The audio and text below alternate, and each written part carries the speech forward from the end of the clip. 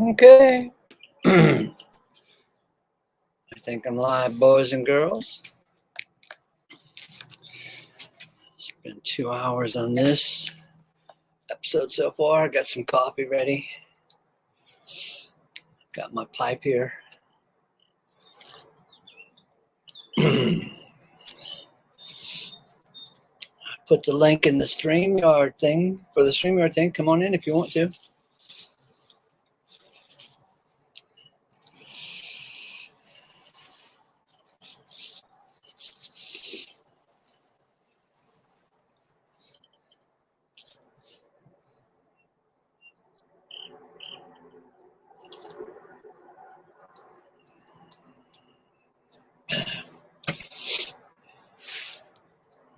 I'm looking at the side chat.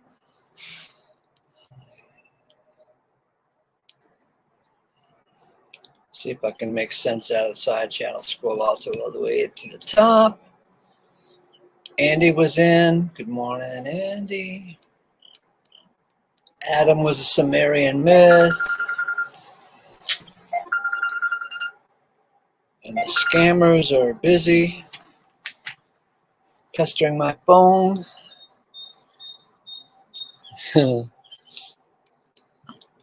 When did God force you to accept the concordant doctrines?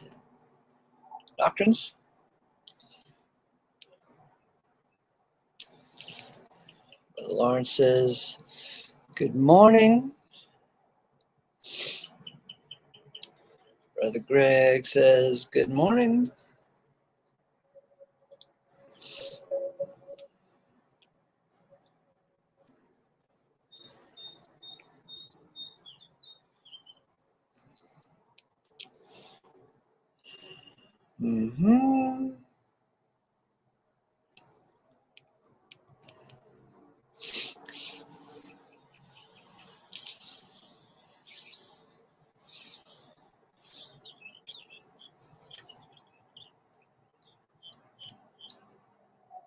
Oh, looks like Krishna's in. Corrupt ruling the lead, yeah. Still checking out the side chats. Can you guys hear the birds? Because I plugged in my my headset, and I can hear them coming through the headset. So I'm just wondering if you can also hear them.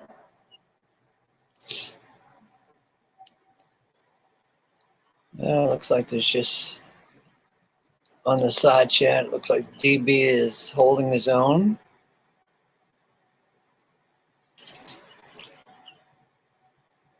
Oh, Rasmo is here. I won't accept the concordant before being exposed to the concordant teaching, as if I still don't own a concordant Bible. That's sweet.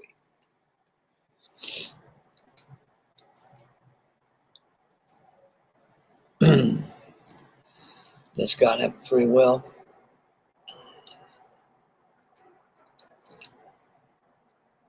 Well,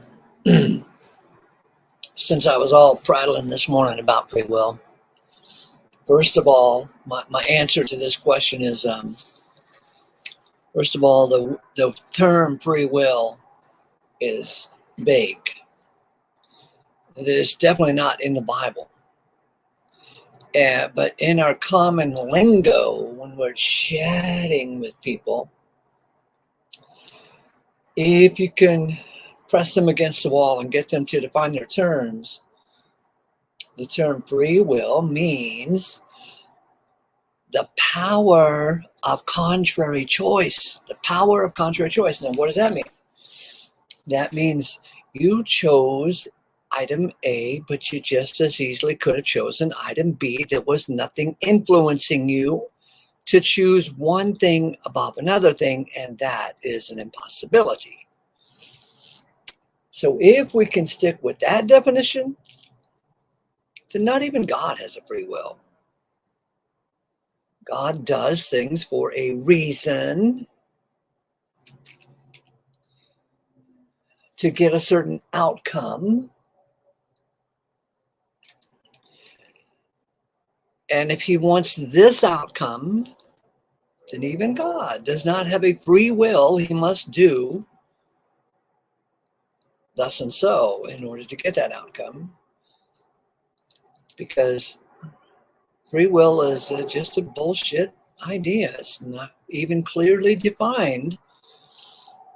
And the best you can get from the free will proponents and preachers, the best you can get is either that it's the power of contrary choice, or they more or less say that free will is randomness. It's just random and you can't really know. You can't really predict, can't really go down that road.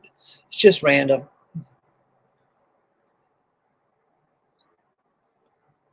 And when you look at Adam in the Garden of Eden story, and you ask, could Adam have not eaten of the tree of the knowledge of good and evil? Could he have? No. Don't be silly. Adam did what he did for a reason. And not only for a reason, he did what he did for many reasons.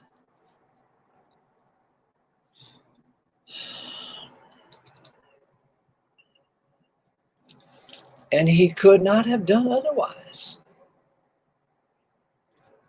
According to the story, he had a snake to deal with, and a woman to deal with, and hunger to deal with, and beauty to deal with. And all of them were pointing and pressuring and influencing him to do exactly what he did. There was no way he could have chosen item B because he chose item A. Anyway, so God, according to, if we can clearly define free will to say that it's the power of contrary choice, then not even God has the power of contrary choice. He cannot do other than what he is doing. There are reasons. I'm not suggesting that we are God, that we can influence God. I'm not suggesting that we could have come up with a better plan. I'm just saying that according to, a bit of logic here, God even cannot do other than what he is doing.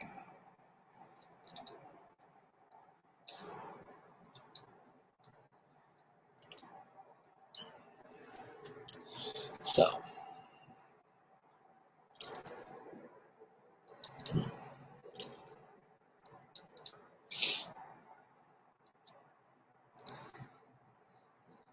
let me scroll down.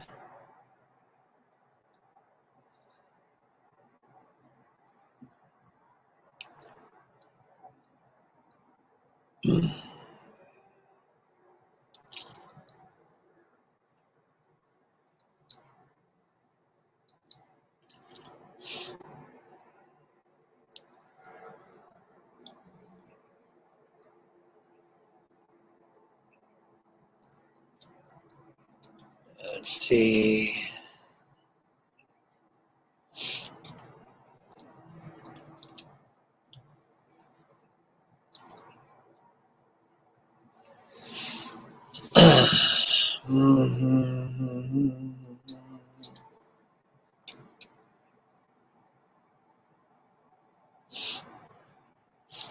Trying to make sense of which comment to click on, if any.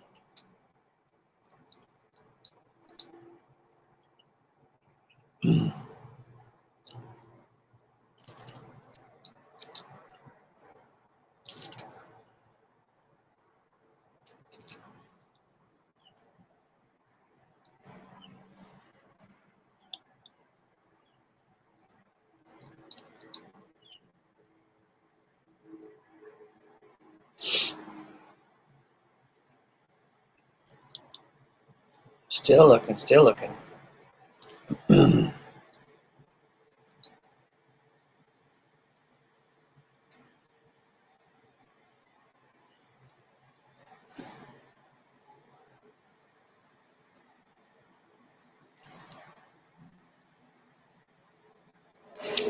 Okay. So let me get back to the morning's session and read my prattlings and see if it makes sense to me after 2 cups of coffee.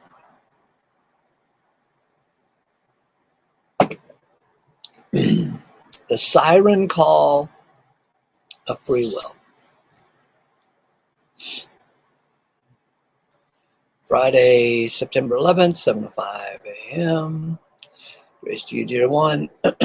You won't be surprised to hear that I went over to a couple of free willers' channels last night, and as you might imagine, I'm addicted to aggravation and frustration, as are you, unless you're really spiritual and like the rest of us. Don't tell anybody, but I'm addicted to aggravation and frustration. Everybody else, they say they want to be happy. But for me, I like to make myself unhappy. I chase after the aggravating and frustrating things. Well, you guys probably do too, but we'll keep it a secret. Okay, these free willers are not fond. They're not fond of my take on the universe. You see, I believe that God is God. And they will have none of that. Oh, they mouth those words, but that's as far as it goes. Just as soon as they say anything close to God is God, they throw in a big fat but. Let's see if I can give you some but action here. Number 1, but God is a perfect gentleman and would never force a sinner to go to heaven. But Adam could have done the right thing in the garden. Oh, I can explain predestination. You see, God knew who would choose him, so God chose those whom he knew would choose him first. The dude actually tried to tell me something like that last night. Number 4, here's a good one. I'm sure you've heard it before, but Joshua said, choose you this day whom you will serve. As for me and my house, we will serve the Lord. I think that was Joshua who said that. It was some Old Testament dude. Never mind who said it. The free willers love to quote that quip as if it proves they and everyone out there in the world has a free will. But just because Joshua blurts out, make a choice, does not mean you have any superpowers to make an alternative choice. Don't you see? The idea behind free will is the notion that we all have the power of contrary choice, which is bullshit, hands down. So the mafia hitman shows up at the newly installed chief of police's office, lays a pile of cash on one side of his desk and a bullet on the other side of his desk and says, choose you this day. Ha.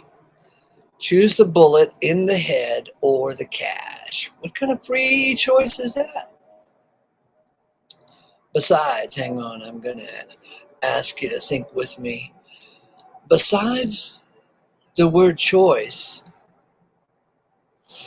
the word choice is merely a movement towards something that has advantages. It's not something in our control. For example, this steak is choice. That is, it was thick and it was not expired, whatever. Choice steak is a thing, you know. The idea behind contrary choice is the notion that, yeah, you chose item A, but you just as easily could have chosen item B. That, my friend, is bullshit. You choose item A for a reason. or for several reasons. And if those reasons are there, then there is no way in hell you can choose item B. Free will is a tricky word game that actually has no meaning. Sure, we all have a will. We all have a will. We all have a will. I get it. But for Christ's sake, it's not free of influence, causality, pressure, etc. Old Josh comes along and says, choose you this day whom you will serve. He is not saying anything about whether or not you actually can at this moment serve the Lord. Josh just puffing up his chest. Yeah, Josh is just puffing up his chest. He's not commenting on how the world and the universe actually works. Choose the bullet or the cash. Of course, the cop is going to choose the cash. He's got kids and a wife who doesn't annoy him too much. Choose you this day whom you will serve. Indeed, the problem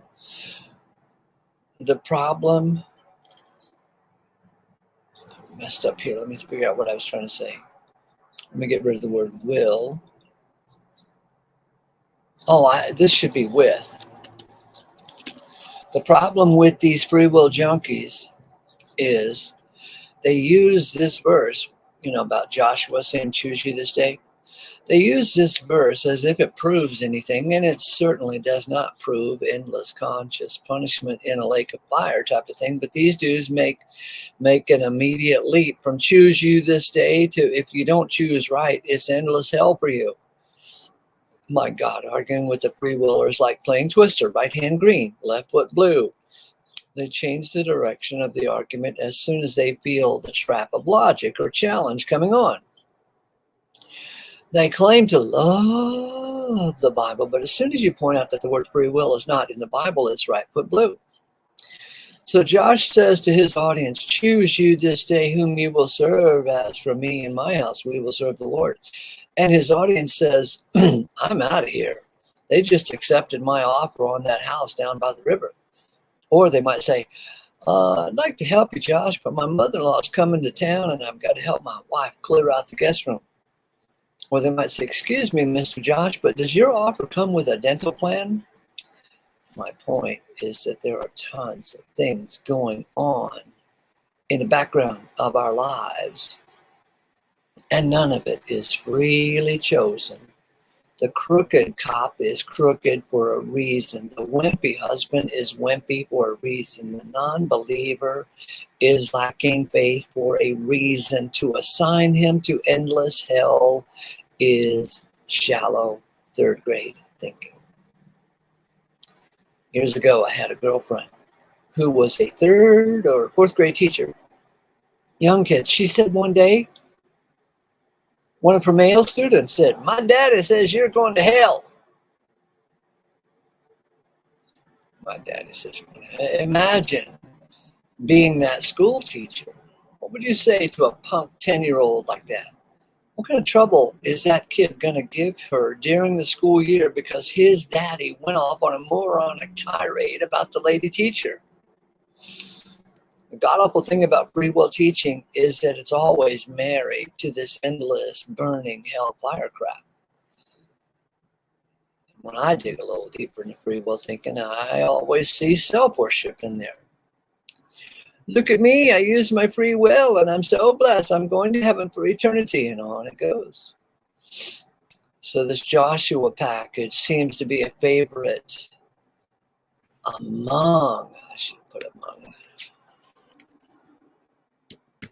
among hellfire free willers. This Joshua passage seems to be a favorite among hellfire free willers. But my favorite passage against free will is Romans 1:25. On the surface, it's not clearly talking about free will. It says something about worshiping the creature as opposed to the creator. But if you take your fingernail and scratch that verse a bit and read between the lines, you'll see it's a perfect commentary on the free willer's doctrine.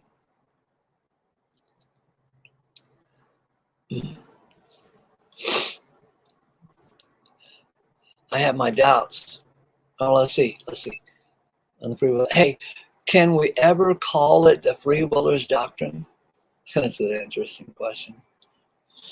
The free willer's doctrine. I have my doubts because it's such a foggy notion. You see, words and meanings are not clearly defined when you're talking to these guys. The closest you can come to it is that free will equals randomness. Free will equals randomness. Try it out for yourself. Ask a free willer if Adam in the garden could have done other than what he did.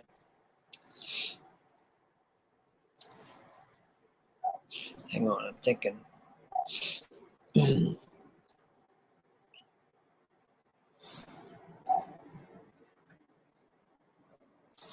And I'm thinking that not only could you ask a free willer if Adam could have done other than what he did, you could also ask if God knew the outcome of what Adam was going to do. Man, that's interesting. So let's insert that thought here.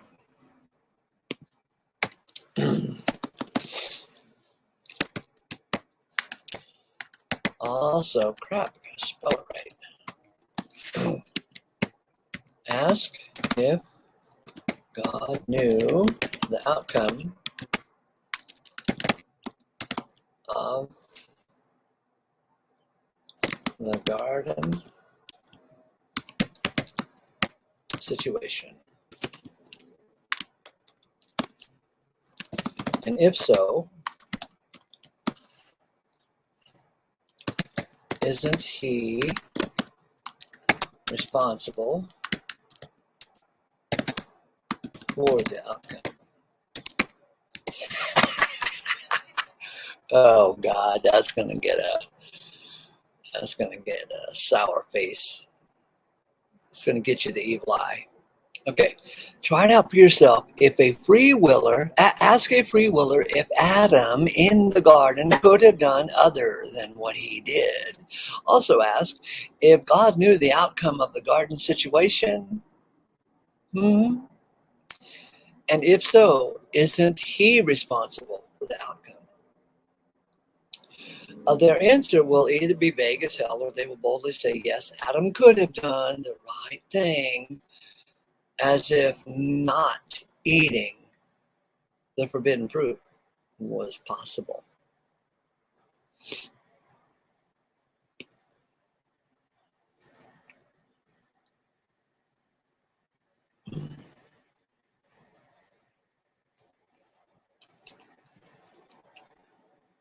Okay, hang on. Oh, let me see. Did I put that?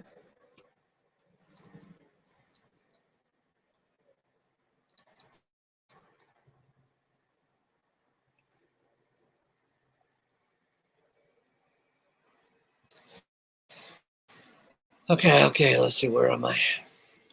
As if eating the forbidden fruit was possible. Listen, every choice, quote unquote choice, we make is a choice we make for a reason or for many reasons, and we cannot do otherwise. And to suggest that Adam or any of us can do other than what we're doing is to argue that outcomes are random and cannot be known or understood, and to worship the free will of man and deny that God is running the show on every aspect of the show is just goofy man-made mythology. God is God. The free will teachers elucidate on and on about the limits of God's direction and influence on the outcome of all things. Maybe if they got rid of the hell doctrine, they'd feel more comfortable with the notion of the deity of God. That's kind of an interesting thought. Maybe if they got rid of the hell doctrine, they feel more comfortable with the notion of the deity of God. But you don't want to blame God for conscious punishment in hell. No, that won't work. Joshua was not commenting on how the world works. He was talking to some peeps and perhaps looking for some allies, but he was not saying that you have the power of contrary choice. Free willers are saying that. They are sure that you have, that you could have, they are sure that you could have chosen, that you could, did I spell this right? That you could have chosen different that you could have chosen different than you did or differently. They are sure that you could have chosen differently. No, we'll go with that. They're sure that you could have chosen differently than you did. And in fact, they say, OMG, hold on, you might feel a little bit of throw up in your mouth. They say, if you go to hell, you can only blame yourself. Never mind that if that were true, if you go to heaven, you can only praise yourself. For praise and blame must come from the same source, or you're just not hip to it, dude. You're playing right foot blue.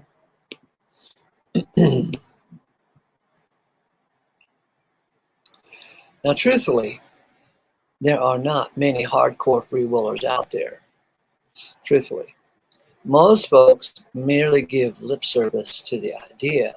They, by and large, have not wasted 2 brain cells on puzzling this idea out. But the free will teachers are eat up with chasing their tails and making you chase your tails if you challenge them. Free will equals random crap, and you can't know or predict. But if it is, then random is impossible. It is impossible.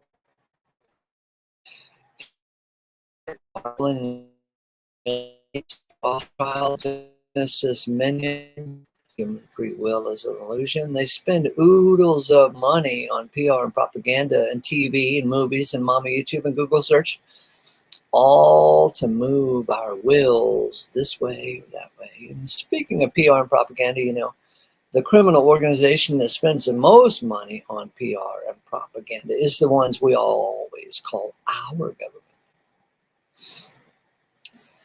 Ain't no free will, friends. We have a will, but so what? The 19-year-old kid joined the army, but he could have done otherwise. The 17-year-old got pregnant. The 17-year-old girl got pregnant, but she could have done otherwise. The hotel maid stole some earrings out of the dresser drawer, but she could have done otherwise. The CEO of that company is now living in a Los Angeles tent city, but he could have done otherwise. The cop is working for both the mob and the city government, but he could have done otherwise. The could have done otherwise thing is the problem. Can you and dare to suggest that he could have done otherwise? The self-righteousness, put that as its own little paragraph line.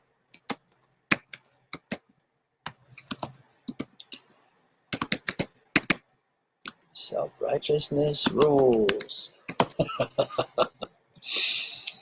I'm suggesting that we want to see God, not just a peek at God, but we want to see God in all things. It's a tough concept, to be sure, but I believe it's the only way we can go and must go. All of us must see God eventually.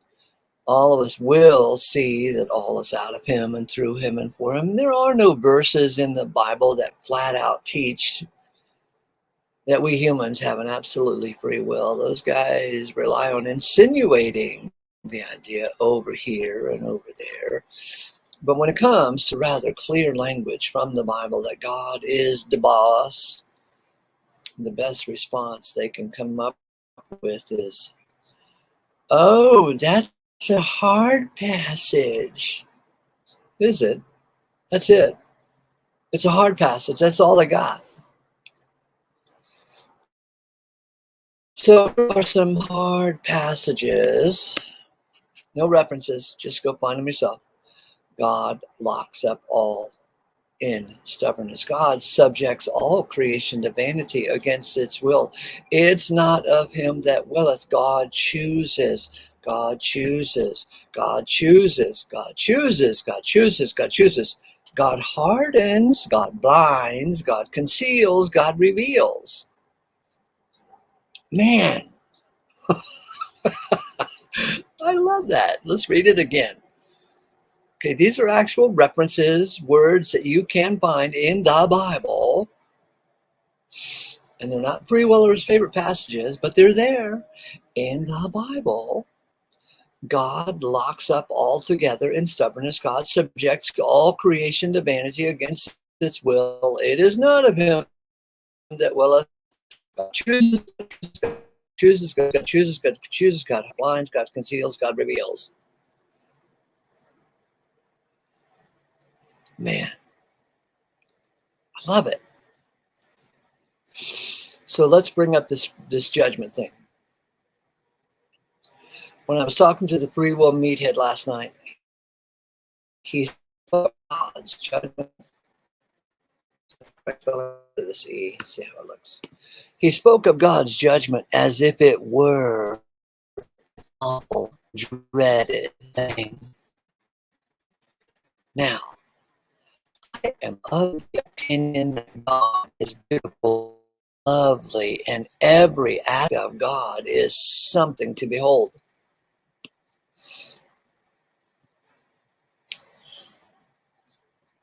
So I'm thinking that the judgments of God are going to be awesome. Absolutely awesome. Now let's say you're 16 years old and you're walking into the school lunchroom and you have to walk past the table of all the mean girls and they judge you for how you walk, what you're wearing, how your hair looks. In just such a case, judgments are awful. But we're thinking about God here, the God of all, the Father of all, the Creator of all, and the Savior of all. Why should his judgments be any less lovely than he himself is? Hey, you guys ought to spread the news on that one. God is the God of all, the Father of all, the Creator of all, the Savior of all. Why should his judgments be any less lovely than he himself is? I trust God and I trust his judgments. I believe in God's will and God's free will, quote unquote. But only God's will is not shaped by silly outside influences and causation. God is influence. In fact, DB made the remark on the comment the other day on one of the shows, and I must have mentioned that God is the Father of all, because his comment was prattling on something about God is going to be pissed if you call her Father. But the word for God in the Greek is theos, which I'm told is a neuter, unusually neuter. It's neither male nor female word. It's a neuter word. And but the word theos in the Greek, as I understand the whole big picture, is the word is our idea of placer. God is the placer. And in the Hebrew, the word for God is subjector. So over in the Old Testament, we've got this subjector. And in the New Testament, we have the placer. Gosh, think about how big that concept is. That God is the subjector and the placer. The subjector and the placer. So when I scribble here that God is influence, get bold and I'll underline influence, and that God is, I don't think I'm too far off. Now the free willers have in their mythology, when they're trying to deal with all this crap, that God got things into motion and then he stepped back and he's watching what is happening and he's not controlling all things. He's watching how the creation will form itself, behave itself, right itself or wrong itself. He's just watching. And at the end of the deal, at the end of the play, he's going to reward some people with oodles of eternal rewards, and he's going to punish the rest with oodles of pain eternally. Okay? Now, we can't see that God sets things in motion as the great creator of all and then backs away to see what will happen. That is to suggest that God is just a friggin' gambler. He doesn't even care about the outcome of his creation.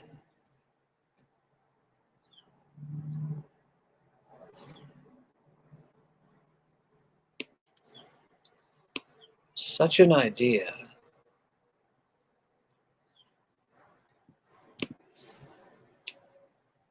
Pisses me off, actually.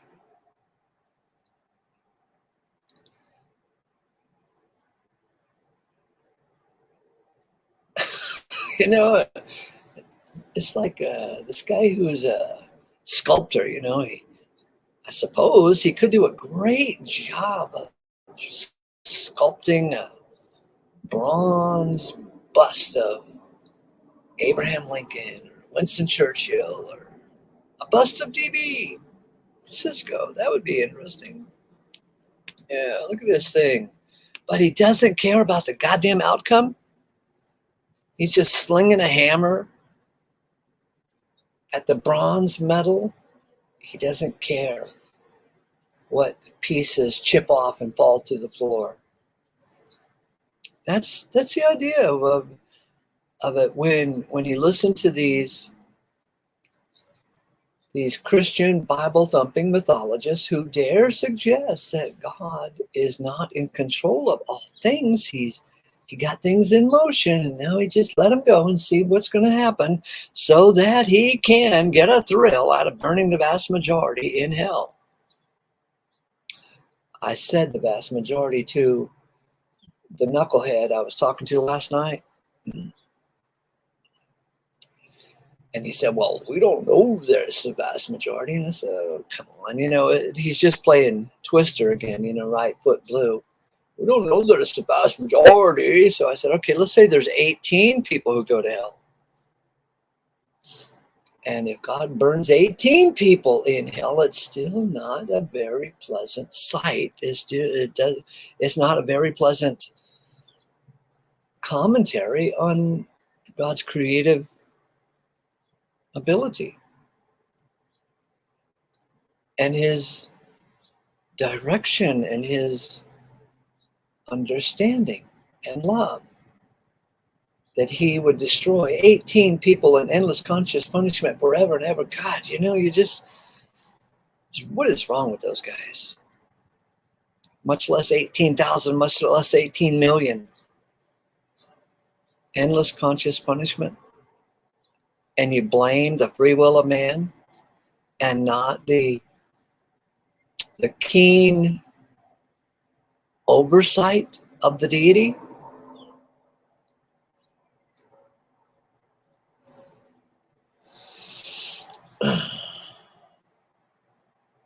This does not bode well for God.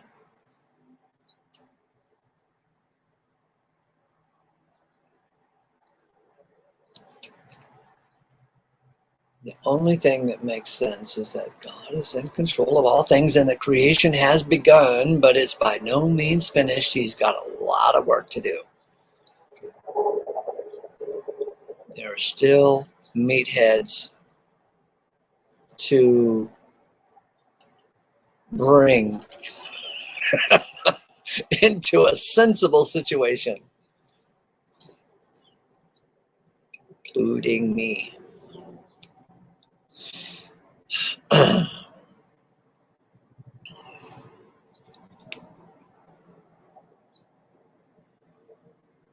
God is the Father of all, the Creator of all, the Savior of all. He's actually the God of all, whether they know it or not. Okay, so I believe in God's will, not man's will. I believe God's so-called free will.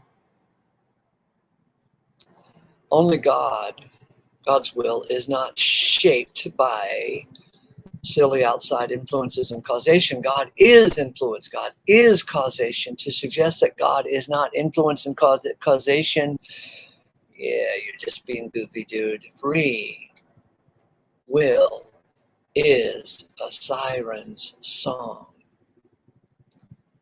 It may sound okay up front, but it's going to wreck your ship. Don't kid yourself. God blinds and God makes stubborn, all of us. And everyone who believes in free will is right where God wants them for now. See Romans 11:32. Thanks for looking over my shoulder. Okay, there you go.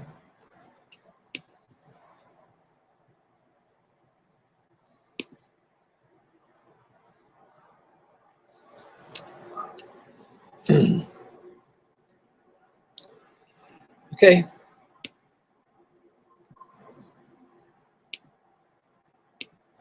You fellow knuckleheads have one more chance to come in while I light up my pipe. And if you don't come in just a moment or two, exit stage right for me.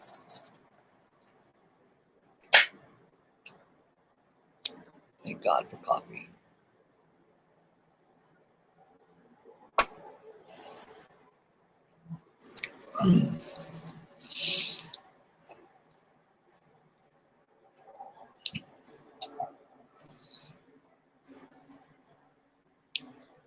What the hell, dude? 2 hours you've been doing this. What the hell, dude? You've been recording for 2 hours? Oh, I did a typing show and then I didn't even close up I just, after I finished typing, it's warm enough, so I came out on the back porch. Nice. Lately, it's been too cold in the morning to come out here.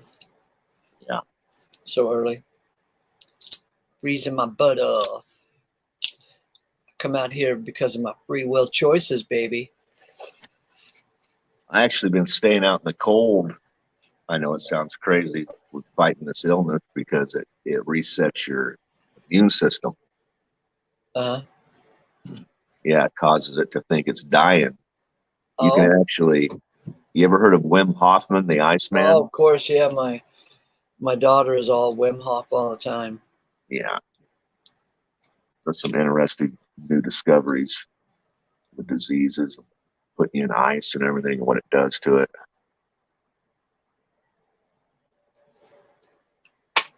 Have you tried Have you tried his breathing technique where you can hold your breath like for 6 minutes, 7 minutes? No, I have not tried that stuff.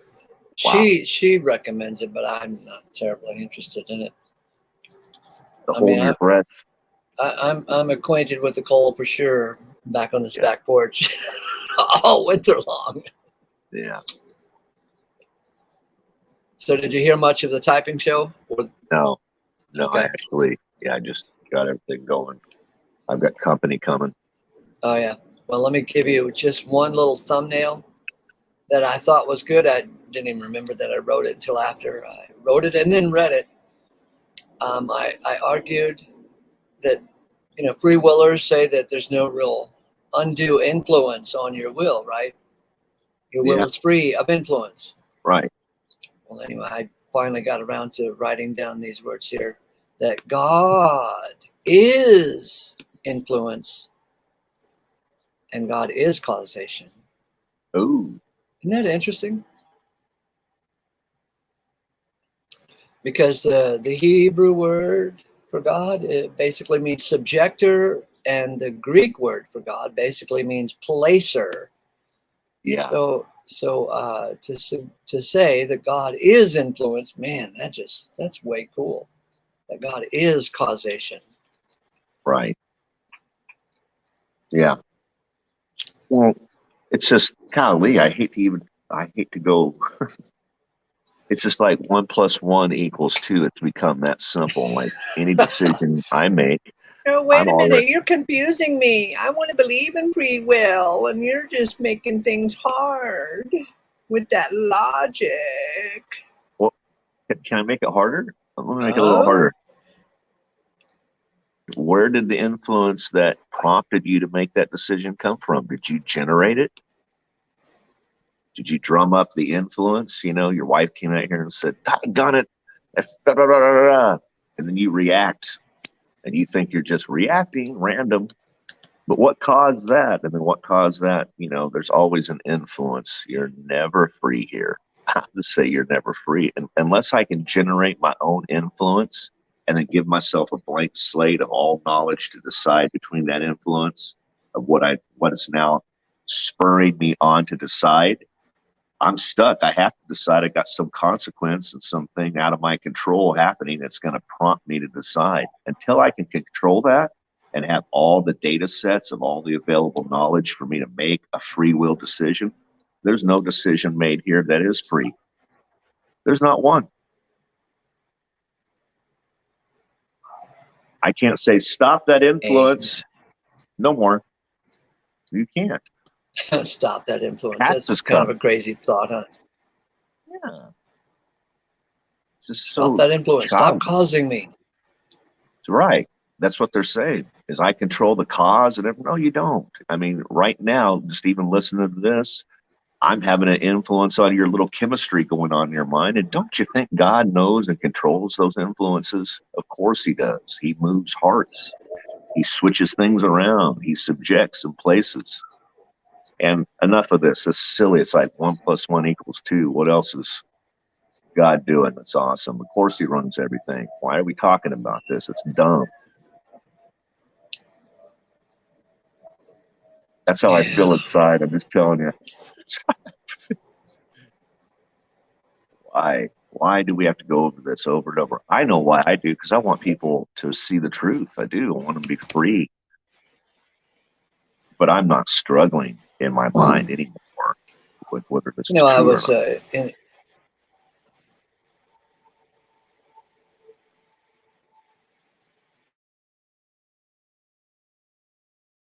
Okay, my back. Yeah,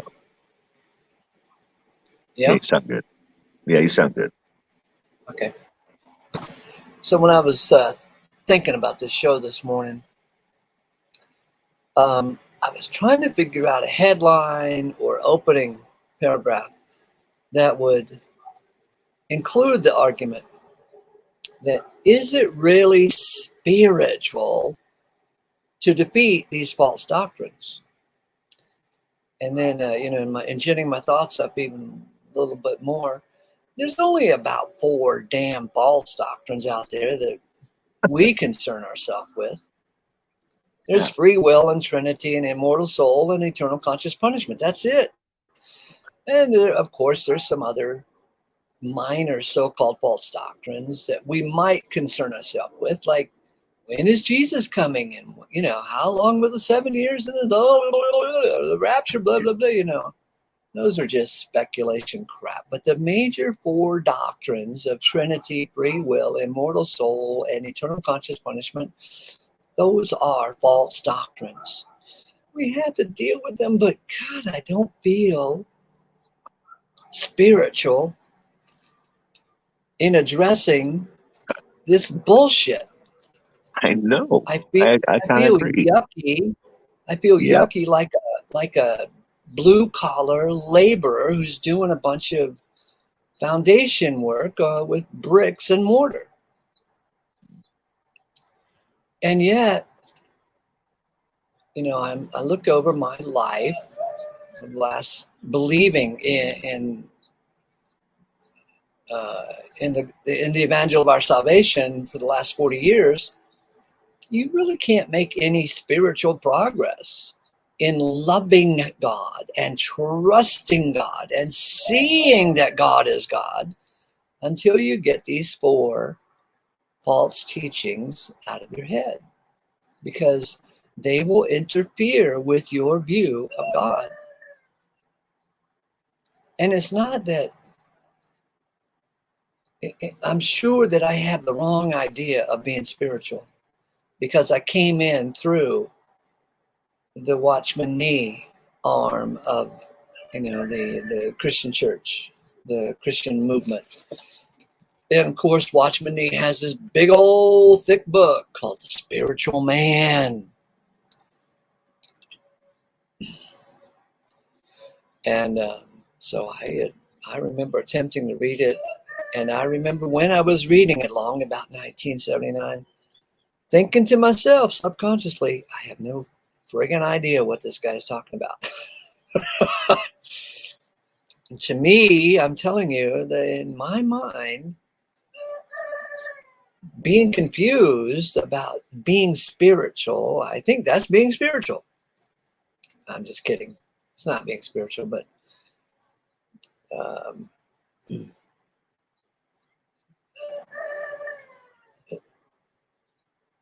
it's difficult to figure out what actually is being spiritual and what is not being spiritual. So these days, here I am thinking, after all these years of unlearning my Christian thinking, I don't want to be spiritual. Wow. Because if you're spiritual, in my old way of thinking, it's just a garden bed for self-righteous bullshit. I'm more spiritual than you. Why, I fast 3 times a day and pray 18 times a day, and I give tithes, and it's a garden bed for self-righteous bullshit. So can we say that loving God as God, well, that's the true definition of being spiritual. And you can't love God as long as you're entertaining free will, Trinity, immortal soul, and eternal conscious punishment.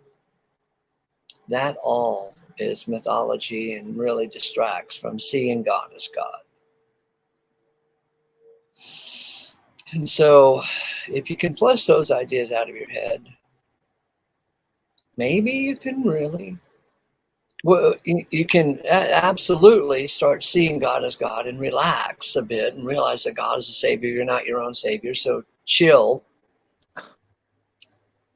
And can we be bold enough to say that chilling is spiritual? I think we can. Because the guy who's all upset and uptight and self-righteous and pointing the finger at you and condemning you, and he knows that he's going to hell, you're going to heaven, or he's going to heaven, you're going to hell. He knows he's like a Karen. Can you imagine calling a Karen spiritual? Self-righteous and meddlesome, gossips.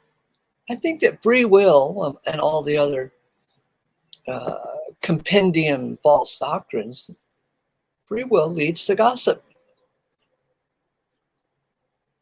I believe correctly, and you're a universalist heretic. Hey, let's hang out here for just a minute or two, because that is amazing what you just said. Now that I'm thinking, I actually would say free will. What did you say again about gossip before you take that hit? The 4 false teachings: free will, immortality of the soul, eternal conscious punishment, and Trinity. They're all married to each other. And it's a garden bed for self-righteousness And when you're self-righteous, you're going to point your finger at somebody else and say, oh, you don't believe in the right kind of way. You're a heretic. You have false doctrine. You're going to hell. I don't even have to associate with you. And thus you start down the road of gossip. Wow. So here's what I'm thinking. Good and you're bad. I'm right and you're wrong. Right. It actually is the catalyst to cause you, to make you enter the realm of a court system in your mind and start judging. Because if we have free will, matter of fact, you actually, it kind of causes you to be put in a spot to where you have to place demands and judgments on somebody because you love them. And you know that they have the power alone to determine where they end up, in this game of eternal hellfire and all of that. So, of course, just being godly, if I believe that you have the ability to not decide to do what you're doing now, which is destroy, whatever it is, it could be big, it could be little, but usually it's big enough, to get them involved. And so now they're telling you, look, you stop doing this. You have the power to stop doing this. It's my responsibility. I'm observing you doing this. I'm your accountability partner, whether you want one or not. You're a Christian. So now they've got to they're pressed to tell you, put a demand on you, let you know that what you're doing is not spiritual, it's not what Jesus would do. And and it's all because they actually believe that we are in control of our own ship. And it's their responsibility. I got a question for you. Yeah. So you go to high school, you walk into the lunchroom, you have to walk by the table of the mean girls. They're cute, they're pretty, they're mean. You have to walk by their table, and every damn day you walk by that table, they judge you for your shoes, your hair, your skirt, who you talk to, the books you're carrying. My question is, what is the difference between the Mean Girls table and Antioch Baptist Church and any mega church? What is the difference between a Mean Girls table and any mega church in this country? Wow. Boy, that's a terrible thought, isn't it? Because all those churches are going to judge you for your hair, your shoes, the books you read, the church the churches you do or don't attend, who you vote for, whether or not you wear a mask. Jeez, it just goes on. They're just mean girls. The whole damn world is filled with mean girls.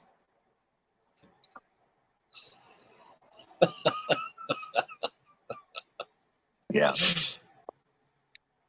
I don't think Paul really had to you notice that? It's like all these old writings, like even Hercules, all the mythology, they had this thing they arrived to, I think, just out of logic and nowhere else to go. Because they hadn't been dumbed down enough to believe we just magically evolved, from a rock, some stuff floating on a rock. They hadn't been that dumbed down. So they had this thing, and we love it in movies. Matter of fact, we get behind it, and boy, once we see it happening in a movie, it could be like they usually spring it on you halfway through, and we're behind it. We're rooting for it and everything, and it's destiny. About a quarter of the way or halfway through a good movie, all of a sudden this character's in this plight, these problems, and then it's revealed to you that it's going to get better. You don't know how, but this is destiny. Hercules, you will be. We feel this inside that our lives are somehow, we don't know how, but obviously controlled and placed and here apart from us. We know that inside. Oh boy. Make movies about it. It's called fate. It's called destiny. It's called your purpose. And there's a reason for you to be alive. Christians can say that to you, can't they? Oh, you're going through hard times. God loved you. There's a reason he made you. Thank you very much for your most cooperative assistance and help.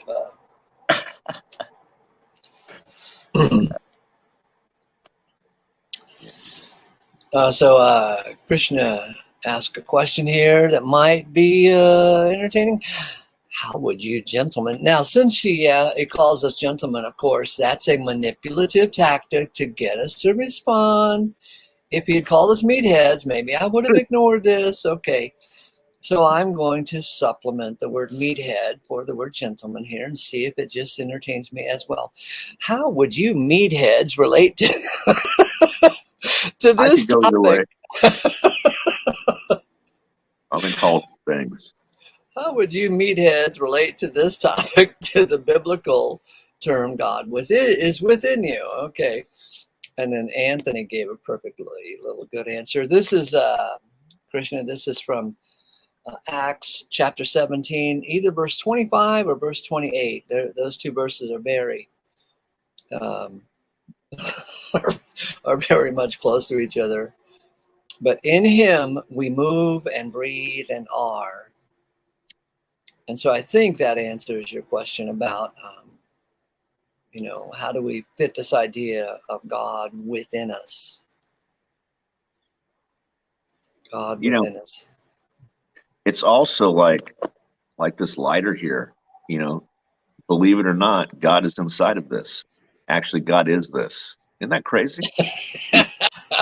Whoa. It sounds new age. Whoa. It sounds new age. It sounds new age, but really all these plastics, all this stuff is just elements, from the dirt, and they mold them, fire and mix them with another element, this and that.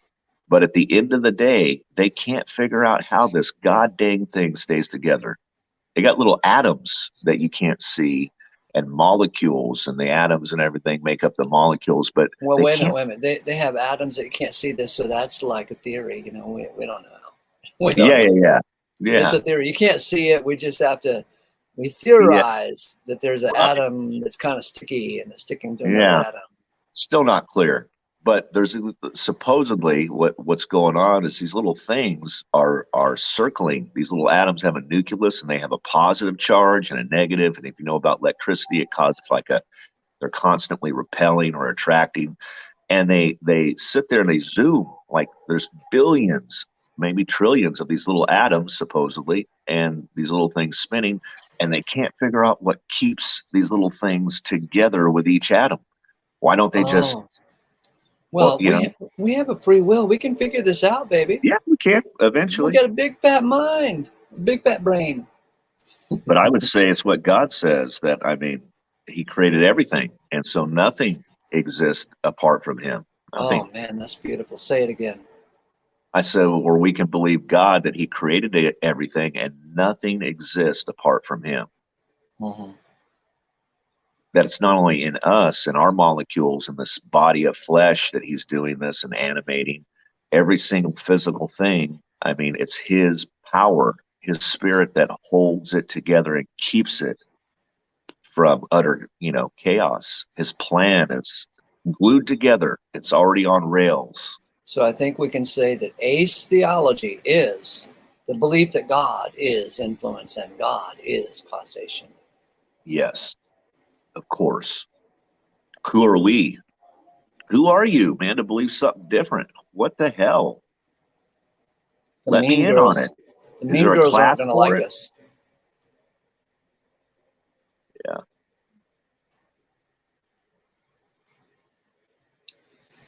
So I was on two channels yesterday,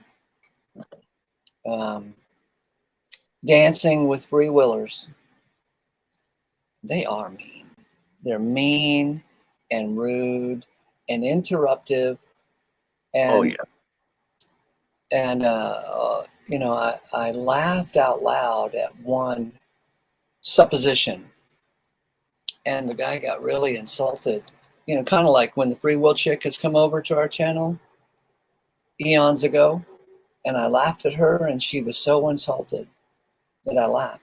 And the reason I laughed is because I've been arguing with these guys since 1980. And they are so sure that they have a free will. However, since I've been arguing with them since 1980, Their arguments are so damn predictable to me. I've heard them all. There's not any originality in their argument that they have a free will, and if you go to hell, you can only blame yourself. And so, so of course, when they bring up an old angle like Joshua saying, "Choose you this day whom you will serve. As for me and my house, we will serve the Lord." And to use that to argue that we have an absolutely free will, which means you chose item A, but you could have easily chosen item B. There was nothing influencing you or causing you to choose item A as opposed to B. It's all random. And so, so it's fun to hear their predictable arguments and to just go ahead and laugh in their face, because first of all, if you laugh in their face, they get annoyed. And secondly, you're not going to win any arguments with these dudes and dudettes. You're not going to win any arguments. It's just, I go over to the free will channels for innocent entertainment, right? I'm too old to go to Six Flags Magic Mountain and ride that damn roller coaster. And I'm not interested in the 19-year-old chicks anymore. So let's go over to the free will channel. Let's see. You drawing the line at 24 now? Yeah, like they said, some guy said to George Burns, "How do you feel, George?" Because he's 100 years old. He says, "I feel like a 19-year-old, but I don't see any around at the moment." Yeah.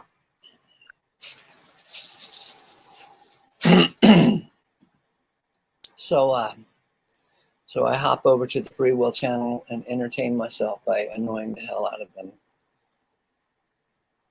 And it's easy to do because they haven't thought through this mess. And I tell you, it's not easy to get it clear in your mind. I was a free will boy for almost 20 years of my so-called Christian life. I just accepted the teaching. I didn't think it through or research it or, sit there and scratch my beardless chin. But it took at least 5 years for me to unlearn my evangelical thinking. And, you hop over to one of the most dangerous chapters of the Bible, Romans 9.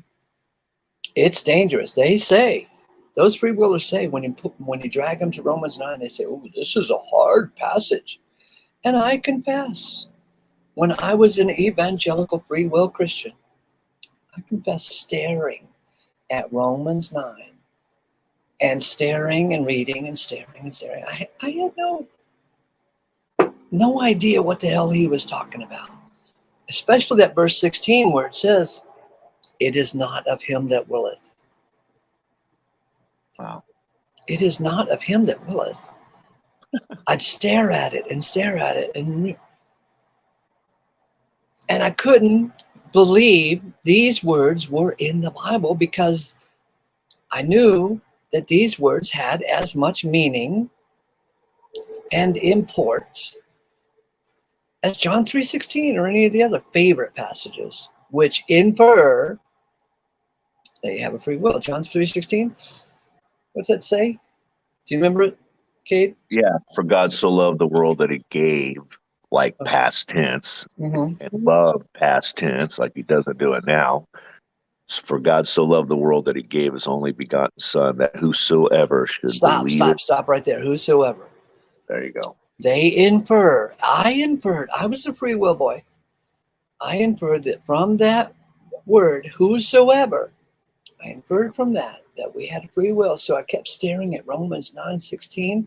I really mean this. I really was staring and looking at it, and I couldn't fit it in my little brain. Why are these words in the Bible? Everyone knows that we have a free will, and whosoever believeth. Oh yeah, everyone knows whosoever believeth. And here it says, "It is not of him that willeth." Jesus, what's going on here? Right. It is not of him that willeth. I stared and stared and stared. And you know what? A little bit at a time, just a little bit at a time, I began to fall in love. I began to have an emotional feeling toward Romans 9:16. Woo, this is a cute verse. I think her skirt is a little short here. Those legs look nice. I began to be attracted to Romans 9:16. Smelling freedom. I began to say, you know, Romans 9:16, this is deep. Romans 9:16 is not really deep, but in my little evangelical brain, I go, ooh, this is deep. It's causing me to think a new thought. And it's hard to think a new thought, Romans 9:16, maybe there's something here that I just missed. Maybe my preachers all missed it. Maybe my Sunday school teacher missed it. Maybe it says, it is not of him that willeth. But what about these words? Whosoever believeth in him. Whosoever. It is not of him that willeth. Whosoever. It is not of him that willeth. Whosoever. It is not of him that willeth. I'm telling you, the verse kind of over the months, maybe years, the verse got louder and louder in my mind and more attractive. And I could see that the whosoever verses were actually a siren's call. Yeah. And it is not of him that willeth was actually like a foundational thought. It's brick and mortar. It's blue collar. You can't build a roof until you have the foundation built and the walls up.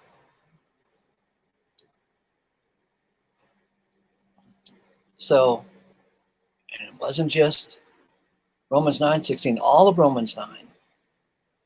You stare at it and stare at it and stare at it, and you go, what is he talking about? What is this all about? It just contradicts the whosoever business.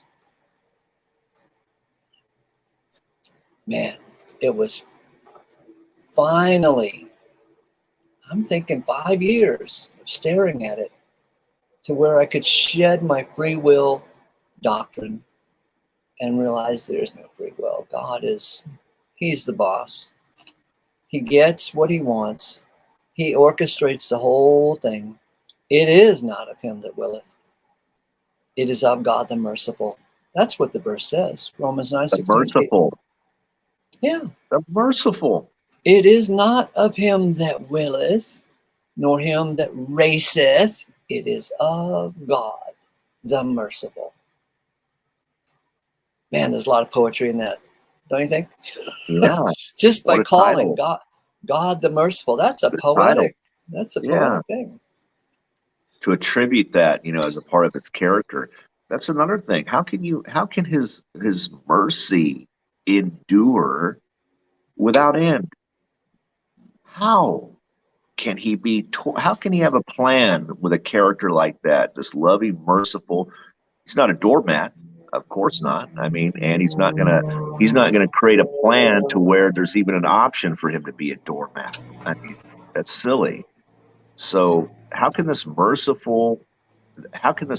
that endures forever be fine and just well acquainted with, hey, at the end of all of this, 98% of everything that I love and all these sons and daughters are just going to be tortured forever?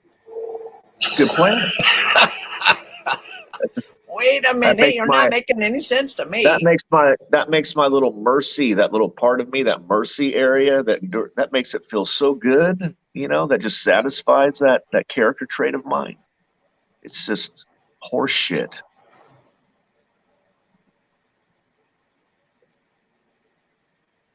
And it makes all these people afraid of God. Hey, can I say something just to encapsulate what you said about this coming, how you looked at that verse, and you're not sitting there for 5 years, going back and having it on the wall and go stare at it for 5 minutes.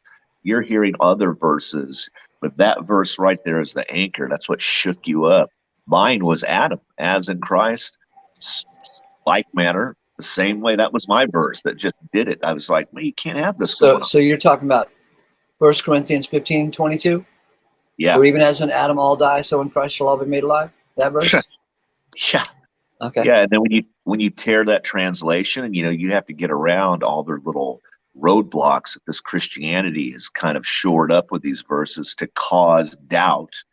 But when you look at those words, you can't get away from the grammar and the logic of, just like in Adam made a mistake, screwed the pooch in the same manner, and he screwed the pooch for everyone.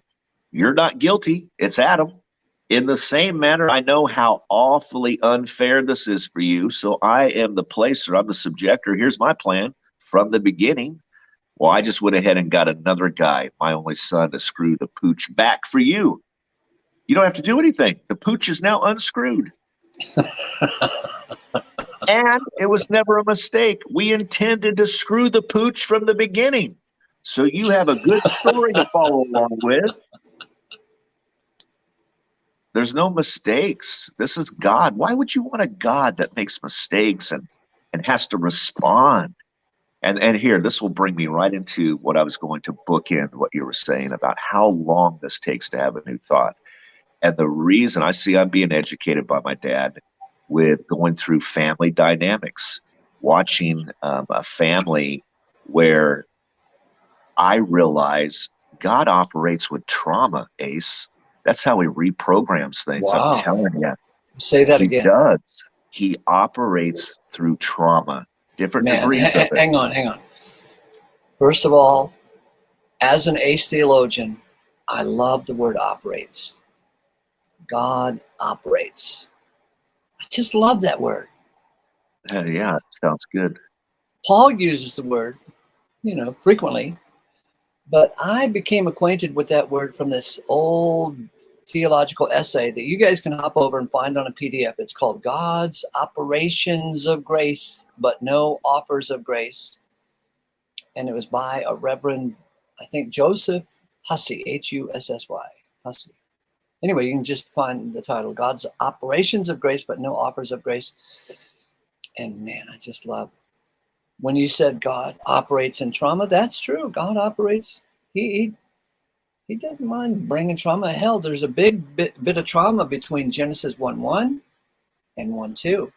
Yeah. Because in the beginning, or in a beginning, God created the heavens and the earth. And verse 2 says, and it became formless and void. That's a big trauma verse. And then we get Noah's flood. Oh, yeah. And there's a bunch of trauma on the cross of Christ. There's a lot of trauma. I don't think you'll find one place where any new thought was arrived or concluded without a bit of trauma. And it doesn't need to be physical trauma. This is what I'm learning, is that, like, you being a Christian, do you realize once you believe a creed and you start living your life by that creed, do you realize how many traumatic events where you have needed that creed to be true and you have cried out, oh God, please forgive me, or whatever? Why are you crying out? Because there's some traumatic shit going on, period. And it could be emotional. It could be that, man, you getting a divorce, there's no physical trauma there, but my God, I would trade physical trauma. I would. I'd rather have my arm broken real quick and just get healed up in 6 weeks and be done with it than emotional trauma, because it lingers. It rests in your heart. It's like a vibrating ooh. And so what else is going to cause us to start reevaluating? Wait a second. Maybe this creed I've been holding to that has yielded not just no return, but negative returns. I mean, this is absolutely not an asset, this creed. It is a freaking liability in your life, because at any moment you don't adhere to that creed, on top of paying your taxes, on top of, all these laws we have to follow. Now you're constantly, aware that if you don't fulfill this creed exactly right, my God, life is going to fall apart. And guess what? You find out after a decade or two, it falls apart no matter about that creed or not. Period. You're just not getting anything from that creed. And it's trauma that's causing this, and your inability to solve the trauma, to make the trauma stop. And then one day, you don't use as an event with us, but with other people, he's just guiding us all around and having us come to the truth through different levels of trauma that we go through. So let me riff on this. Let me riff on your thought here. Sure. So we have this creed. We believe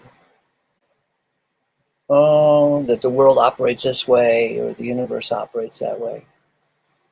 And then we stub our toe, car accident, flat tire. Trauma. Yeah, it doesn't matter what it is. But the first thing that comes to our mind is a conceited thought. Why is this happening to me? Yep. I was living perfectly. Immediately. I was a good girl. I was a good boy. It's a conceited thought. Why would life's trauma avoid you, hop over you, and hit everybody else? Am I going down the right road? Oh, yeah. Yeah.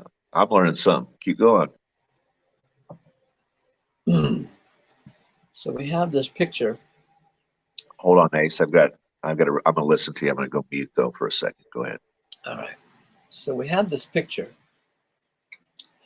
of God's creative original. He was equal with God, but didn't deem it pillaging. He wasn't stealing anything from God. And then he humbles himself and becomes obedient like a slave all the way to the death on the cross. Now that is trauma. And that is a perfect little story for us to wrap our minds around, because if we think in a conceited kind of way, why is this trouble happening to me? I deserve better. I'm an American. You know, America is a very conceited country. So I'm sorry. Go ahead. I was just going to say, I'm deciding what I'm going to do right now, but I think I'm just going to sit here and relax. But see, trauma, I just got a text, SOS, Aunt Teresa's right down the road. Well, so she's probably watching this and everything, but that's my aunt. You know what? We cleaned the house yesterday. Everything looks good. I'm at peace. I'm all right. But I'm just saying it's funny. And I got to see who that came from. Now, I haven't looked, but, I have a group chat and I have Ellie Mae, and I would bet, I'm just going to bet she's going to get mad at me. I bet you that came from Ellie Mae. You see. Text. Which is, she's in charge of this house, man. She keeps it clean and she's on it. Let's see. Oh, no, man. Dakota, he's all right. You know what? I got to go in there now. I'm going to put you on. I go see what he wants. Okay. All right. Bye. Bye-bye. Okay, so we're, I wanted to spin off on the idea of conceit, and how we worship ourselves, man. We think we're special, and that when trouble comes our way, we just are so confused that we are going through this trouble and we deserve better. It's just a self-worship thing. And free will adds to this bullshit of self-worship. Free will is a conceited foundational argument. And I was going to say, America is a conceited country. We're lucky that this country has the Atlantic Ocean on one side and the Pacific. So in decades gone by, it's made it a little bit impossible for this country to be invaded and thus have a war on this soil. But that's changing, because now you can have a whole bunch of soldiers or marauders. That's what they are. Soldiers are actually just uniformed dragoons, Anyway, we can have them on the shore in an hour from anywhere in the country, anywhere in the world, right? In a couple hours. And we think, oh, it could never happen here. We could never have an economic collapse. We could never have food shortages. We could never. We're America. But weird things happen. God makes sure that the Tower of Babel never gets finished. It's a nice effort, good intentions, but Nimrod, I'm sure Nimrod was conceited and thought he was in control. The Chinese warlords who built the Wall of China, the Great Wall of China, what a useless effort that was. They spent, bazillions of dollars building the Wall of China, and all you got to do is bribe a couple of guards, bring them a pile of money, or bring them the point of a spear, and they'll walk away and leave that section of the wall unguarded. And there are plenty, I think right now, all over the world, there are plenty of skyscrapers that are not finished, hollow, useless, abandoned. Even in New York, I've read that some 70% of New York skyscrapers are at this moment empty. I don't know if you know this, but it takes a lot of money to keep a skyscraper up and running. And if they don't have the money coming from renting out those offices, imagine the dominoes that are going to take place, because it takes a lot of money to heat it and cool it and repair the paint and fix the windows and deal with pigeons flying into it. They've got to have a cash flow going, or those skyscrapers will get worse and worse. Anyway, so my general point is all about conceit, and how that we think, all of humanity thinks, that bad luck should hop over us and go on to the next guy. But it seems that God's major business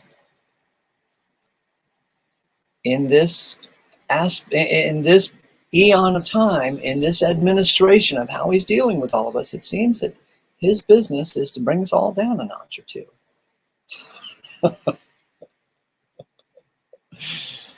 Doesn't he do a good job of that? Anyway, oh yeah, let me put up the link. So Wild Heart can come in, Dale, Anthony, even DB, maybe. Oh, Krishna. There you go. There's your little invite. So I think that we might be able to say that mean girls are mean when they are active.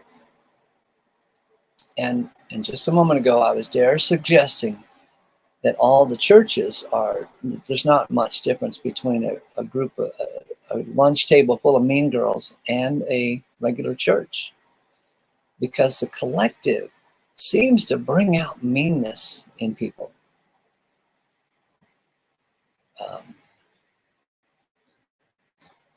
And I think you can say that people are individually redeemable, but the collective is always not redeemable, no matter what the collective is, whether it's a country or a religion or a church or a tribe. Just mean. It could be that way on purpose, because the tribe has to protect itself.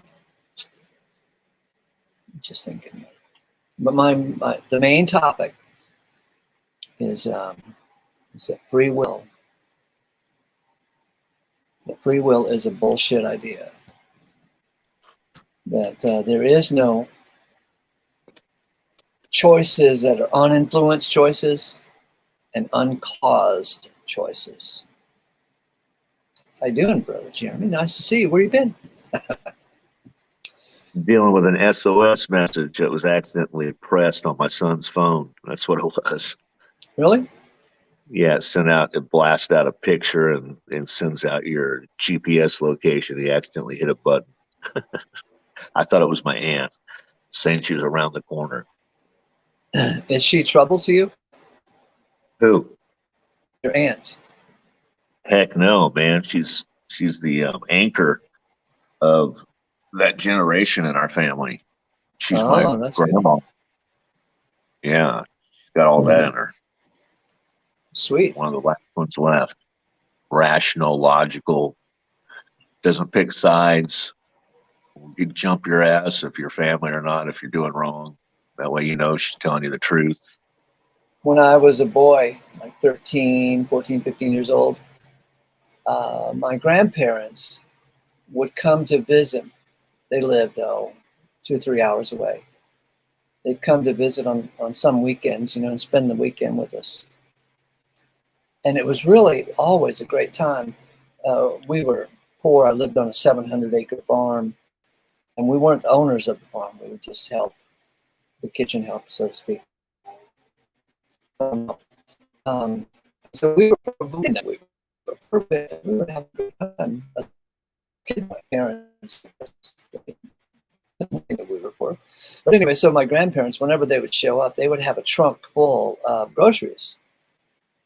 And in the 60s, long about 1965, for $20, $30, you could fill up a whole car trunk full of groceries. Now it takes about $600 to fill up a car trunk full of groceries, because the reckless banking system we have has created so much money that everybody knows that money is kind of more worthless every day. So they demand more for the food than they do for the groceries. Anyway, so they'd fill up the trunk with groceries and show up at our house for the weekend. And oh my God, it meant a big feast. So we were all having a big feast. And there was something that happened that I didn't know how to express it when I was 13, 14, 15 years old, but I observed it. It was like a question that went on in my mind. And my grandparents were like the extended family Rock of Gibraltar head, right? They brought me to church whenever they showed up, and we'd go on to church on Sunday. So they were religious folks, spiritual Christians. They didn't smoke or cuss. My grandpa read the Bible and read it to us boys on a regular basis. Come here, kids, sit around. Let me read this to you. So, right. Anyway, so the weird thing that happened that I noticed was my stepfather and all of my uncles would hide their beer and their cigarettes whenever my grandparents were around. Right. I saw that, and I said to myself, who is this old man that he has the power, without saying anything to them, he has the power to make them hide their cigarettes and their beer? This guy has a lot of power. I never heard him complain or bitch to them about them smoking and drinking. They just automatically hid the beer and the cigarettes. Why? Don't you think Christians, just hearing that story right there, would attribute that to a godly thing? Look at that. Just the presence of the Lord chases out all the sin. Can't you see it? Yeah, I'm sure Christians would say that, but I'm suggesting that there are many aspects going on here. Oh, yeah. Because I'm sure that you could say that my stepfather and all my uncles, they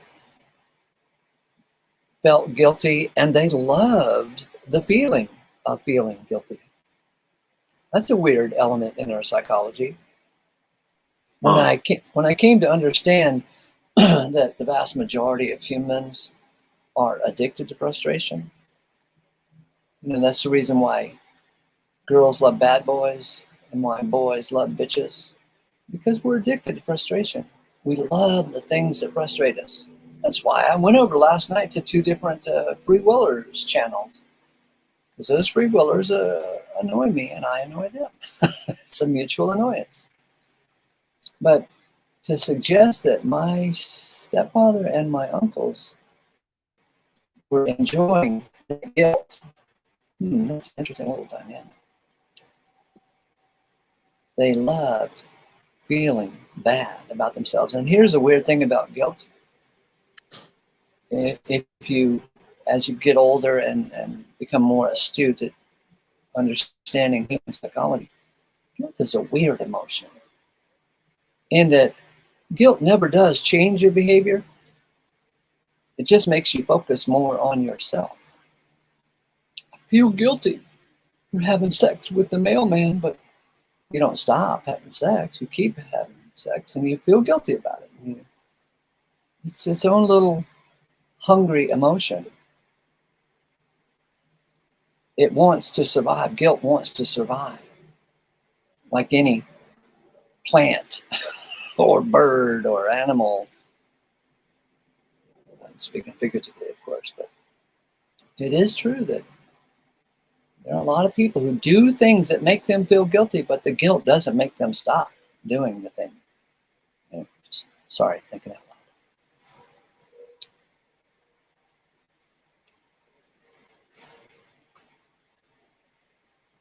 So, oh yeah, where was I?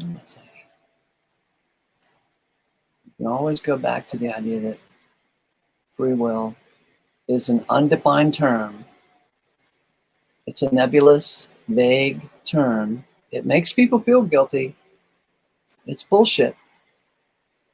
We have a will, but we don't have an uninfluenced will, a will that is free of causation. Even our old brother Martin Luther wrote a book, a clever book called The Bondage of the Will. The Bondage of the Will.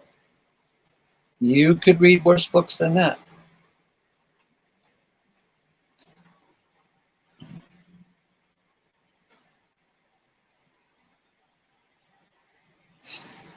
I'm looking at the side chat here. Very interesting. Okay, so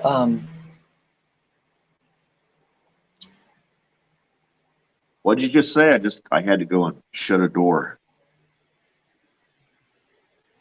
I'm thinking.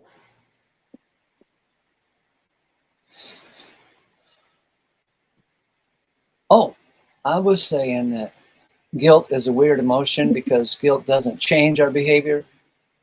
We kind of nurse the guilt along as if it were its own little entity. It wants to be fed and grow. It wants to grow because we like the feeling of guilt. I think we like things we become. Stockholm syndrome. Mm-hmm.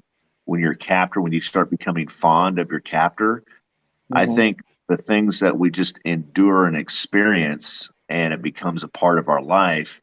This is a lot of counseling missions, to unwind all of these bad thoughts that have been placed from repeating the same arguments, the same behaviors, without even stepping back and thinking, hey, why? What part of this do I contribute to? So I think all of what you're saying, we're addicted to frustration, is because we're born into it. We get used to it, and things just don't seem normal or right. Something's wrong if something's not breaking or there's not some problem around the corner. It just doesn't feel right. It's like, well, it's like that line in The Matrix. Remember when they told they were getting ready to kill.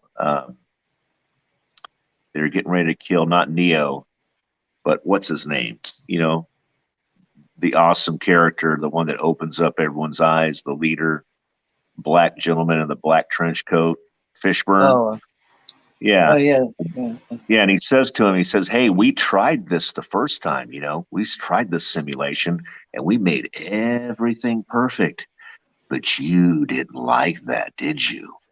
And so so they had to add in they had to add in frustration for the people not to wake up and grow aware of the delusion. Isn't that something? Mm-hmm. Yeah, Wow. their little take on human nature, and they added in that script there that we would, they assumed or they come to the conclusion the simulation wouldn't work, so they wrote that in their script. And yeah, it's amazing. It's true. We're born into this death.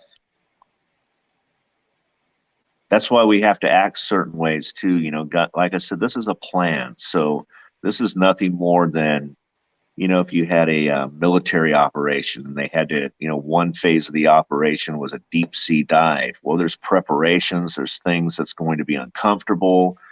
There's tools and devices that you're only going to use for this one leg of this project, and that's what's going on. So all this frustration, all of this sin, all this missing the mark is on purpose. It's a part of the big. It's a milestone. Once we pass it, there's no need for all of this evil and sin. It's done its job. It's taught what it needs to teach.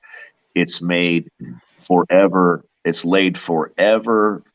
Like when they would build an altar, or take a stone and set it somewhere. When this is done, it's going to be a forever landmark on the purpose of God, God's character, and the fabulous, undeniable, irreplaceable, can be replaced by no other relationship between a father and his son, the creator and a son. And all of this is being used for that purpose. It's not being used. I mean, what did I used to pray? I used to think, oh my gosh, I'm so blessed. God loves me. Yeah, he loves you, but boy, he really loves his son. So He let me really loves him. all right, so let me rip on that. Hey, Sterling. Good morning, Jeremy. Good to see you. Good to see you, Ace. Yes, sir. All right, so my argument is that we're addicted to frustration. On the whole, we are addicted to frustration.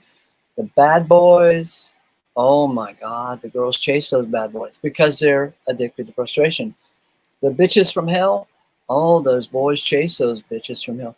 I remember laying in bed thinking, why did I get rid of Joanne some 20 years earlier? Why did I get rid of Joanne? She was so nice and sweet, but I went off and chased Julia down the road well, I married her, and Julia was a bike addict, drug addict, drunk chick from hell. It's because Joanne did not frustrate me. Julia frustrated the hell out of me. I was trying to make her into an angel, And so we look at the parable of the prodigal son. Well, that father had two boys. One boy was not frustrating him, and the other boy was frustrating him. And who gets the big feast when he comes home? That frustrating boy who spent all of his father's dough and was partying it up and, coming close to death, reckless with his life. He was frustrated. He frustrated his daddy. So can we make the leap that in God's creative purpose throughout humanity thus far, God loves us so much because we're frustrating God. We are frustrating the hell out of God. We annoy God. And guess what? I think that we love God because he annoys us. He frustrates us. It's like this mutual aggravation society. We aggravate God and he aggravates us. And man, is this thing getting weird. Go ahead. It goes into that word called cohesion. Mm-hmm. It's a very interesting subject Mm-hmm. when you understand the meaning and follow through the words of cohesion. Look at the word just so people will know, we're referring to, I think, Colossians, where it says all has its cohesion in him. We're referring to more than just that one verse. We're Okay. referring to we're referring to more than that.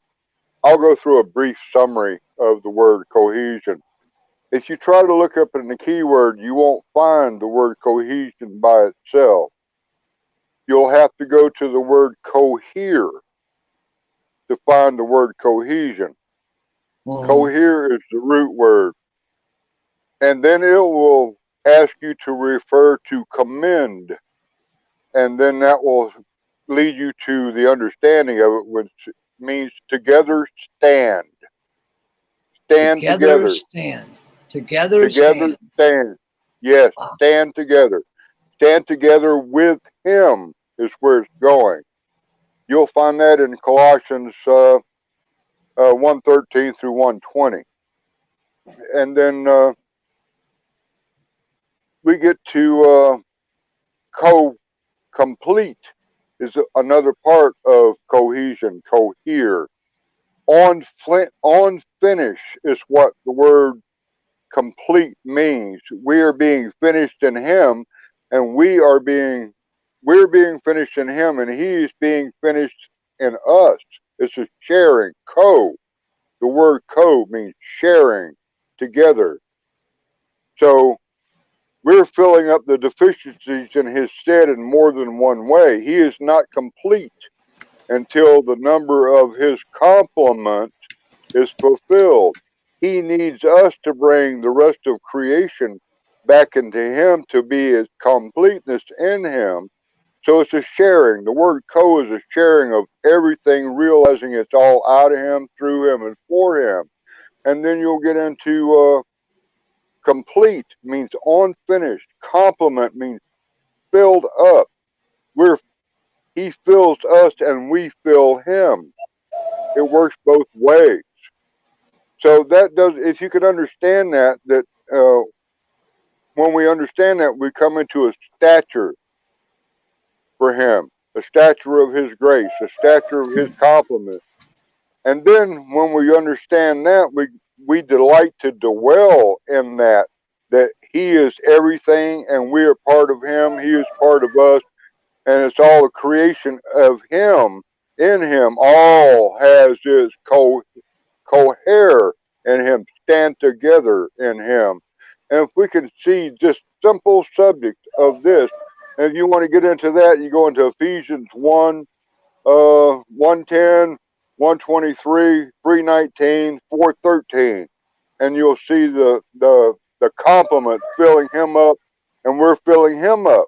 Without him, he's not complete, and without us, we're not. It works both ways. We're complete in him, and he's complete in us. It's a sharing, a cohering, sharing. Mm-hmm. That's where I see you, Ace, come back and say he doesn't need us, but he does because we're part of him. He needs us to fulfill this part of him that he created to bring the rest of creation back into him, just as he is bringing us into him. That's an understanding of the complement of him. Mm-hmm. His complement are we, and it works both ways. It's a sharing, it's a common thing of one. Mm-hmm. To learn that it's all him. We're living in him. We are him. He's living in us, and we're living in him. I had to say that this morning. I've been listening to the conversations. I put in a bunch of comments earlier. But I talked to Greg, and he said none of anything that I put in the comments was ever showed up. Yeah, so I don't know who. I saw some of his comments were blank. You're breaking up, eh? Oh, how about now? Is that better? Yeah, that's better. Somebody's deleting me. Somebody has a wrench that don't like me. So I put in first thing this morning. I put up first thing this morning listening to the comments. Knowledge is one thing, but wisdom is another. They're totally different things. Knowledge and wisdom are totally different things. Mm-hmm. You can have all the knowledge of the universe, but there's no wisdom there. I can tell you, I can send you a text on how to wipe yourself, but until you do it and figure it out, you don't have no wisdom on how it works. Mm-hmm. I mean, I'm just trying to share honesty this morning with everyone, Ace. I love you all. That's the given. That's the main thing about the whole dadgum thing. It's all him. I want to love everyone just as much as he loves me, and I can't measure that.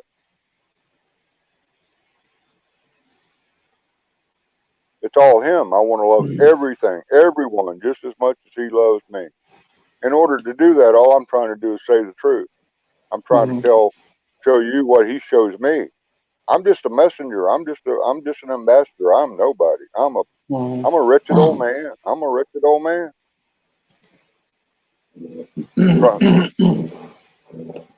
Trying to share with other wretched folks. We're all wretched. We're all human. Yeah. I'm trying to be honest about it. I have nothing to brag in or boast in at all, except in Christ, who's showing me himself, which is everyone, everything in existence is him, the Alpha and the Omega. I'm beginning to see the true self.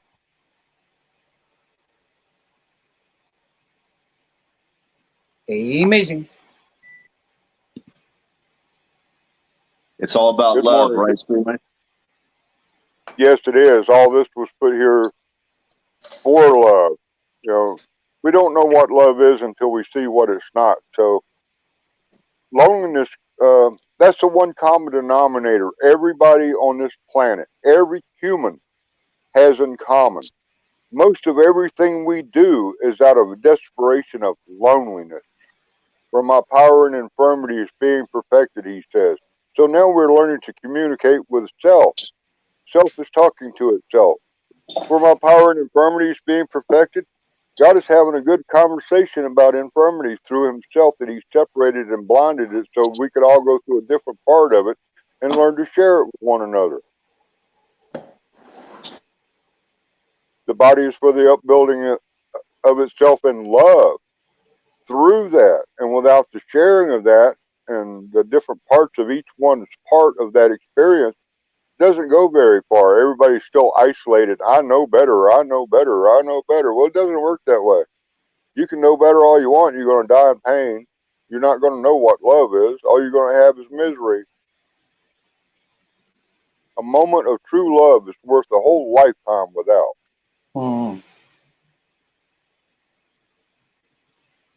She felt good, but it wasn't love. It turned into a miserable situation. I thought I knew, but I didn't. Her name's Karen, too.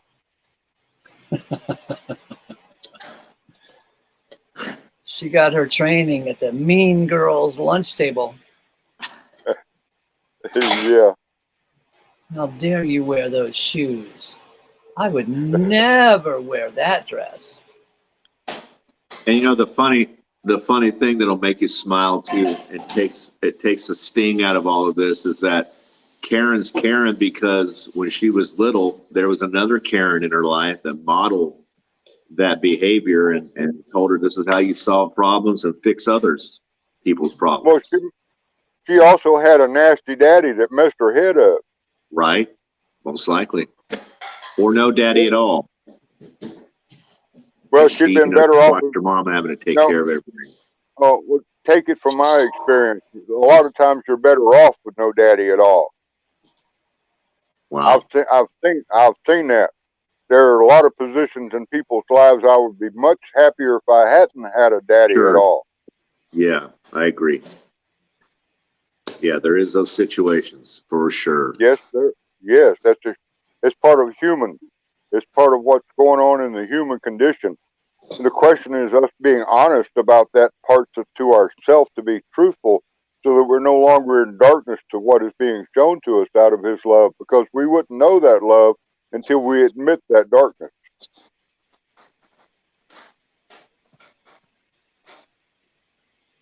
We're still standing in stubbornness. That's the bulwark that must come down.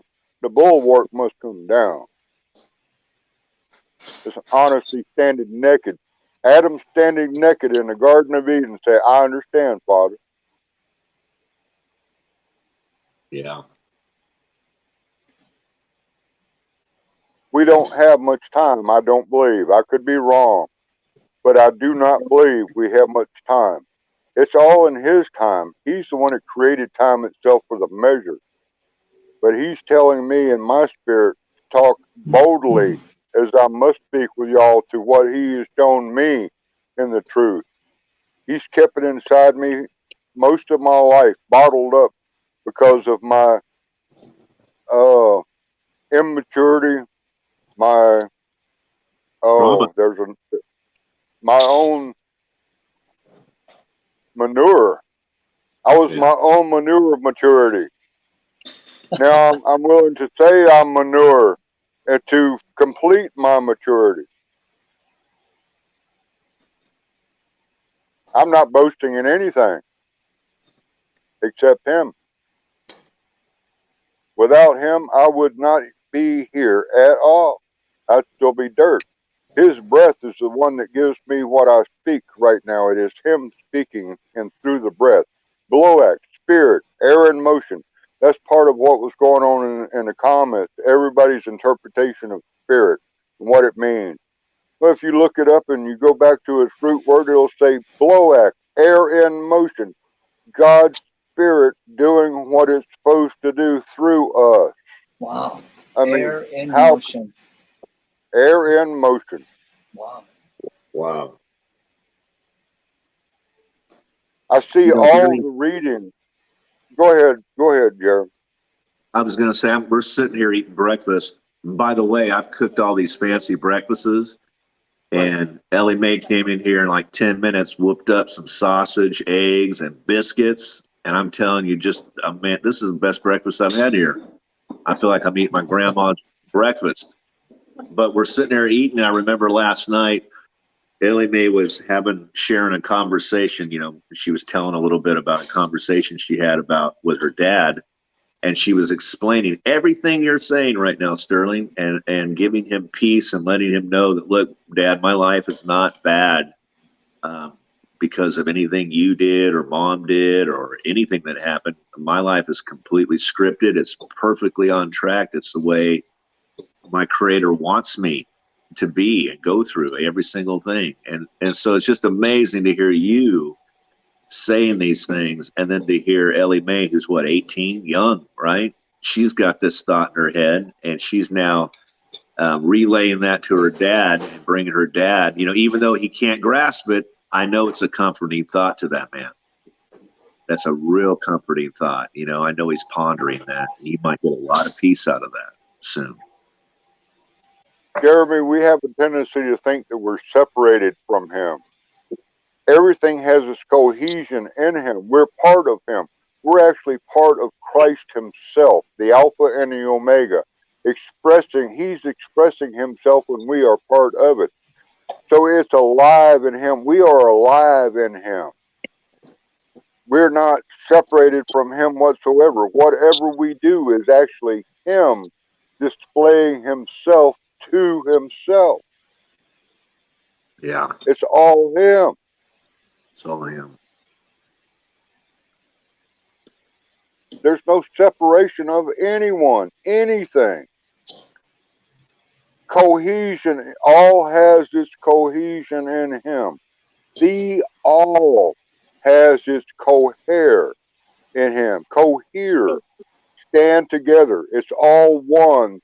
It's just not in recognition of it. Once it gets into a recognition of it, it'll have the ing on it.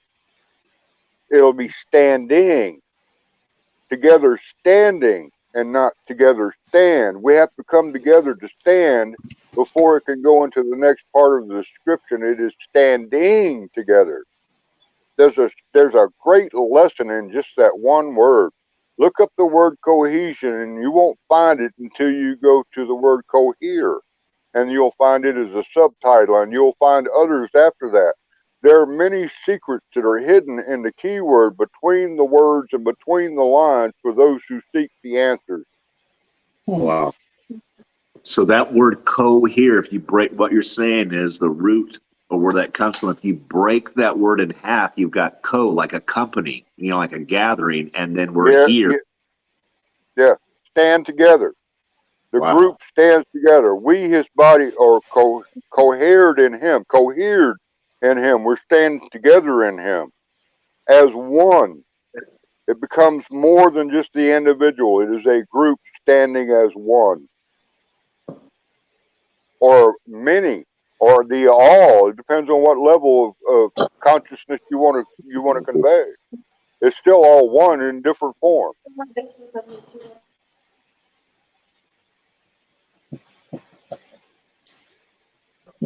So moments ago, Sterling, I was bad mouthing collectives as opposed to individuals, and I said that individually we're redeemable, but the collective is just usually a big bunch of trouble. But here you're taking it to the next level and suggesting that yes, it's time. It's time. All has its cohesion in him. So we are a big collective.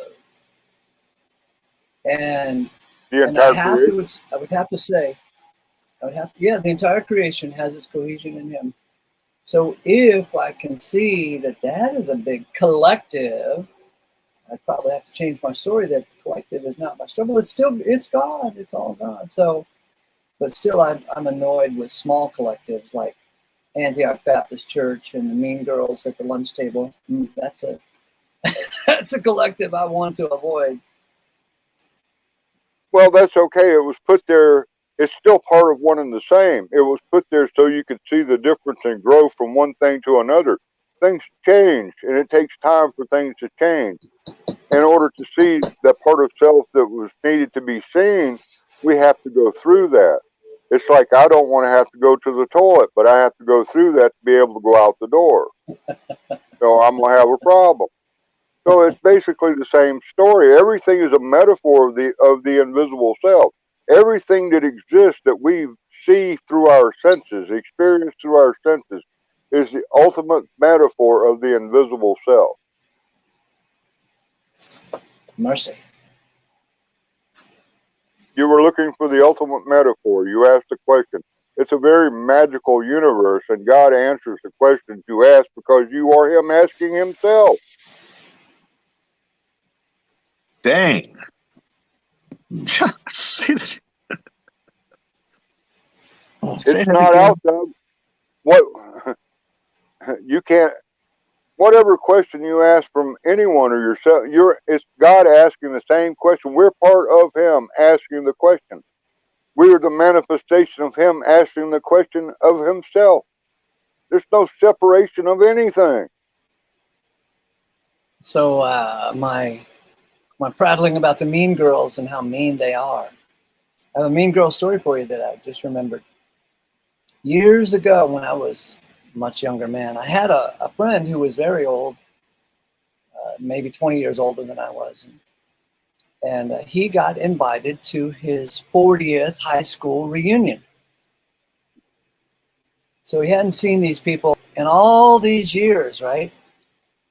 And he told me over lunch, he said, when I go back there, I'm gonna reach out and grab Betty Jones' breasts, because when we were in high school, she was a mean girl and real cute, and she wouldn't give me the time of day in high school, and I was so attracted to her, I just wanted her, and I'm an old man now. What the hell do I care? I'm going to reach out and grab her breast.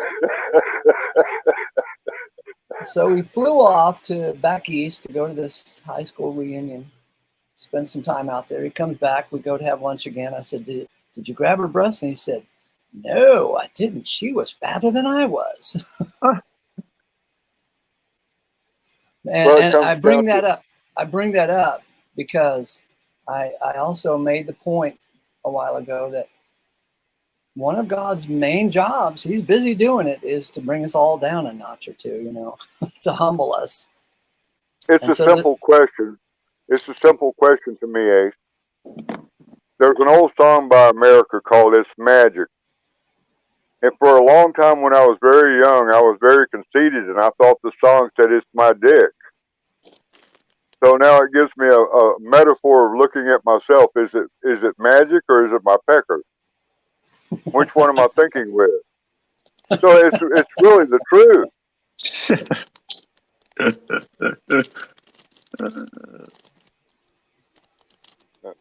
What's it all about was the pleasure. I'm certainly getting my kids taken away now if they're watching. Sorry about that, Jeremy. Blame it all on me. Everybody else does it. Since we're all him, I guess it is my fault. So you're sitting here saying, Sterling, this is crazy. So you're sitting here saying, like with that comment about, how we think about humbling. God's not like, he doesn't have, you're saying that he doesn't have a vendetta to humble us. He just knows that humility is needed for us to see clearly. That's how he's looking at it. And he's wanting himself to see and experiencing himself seeing clearly. And us experiencing that through him. Try to look at humility in a different point of view.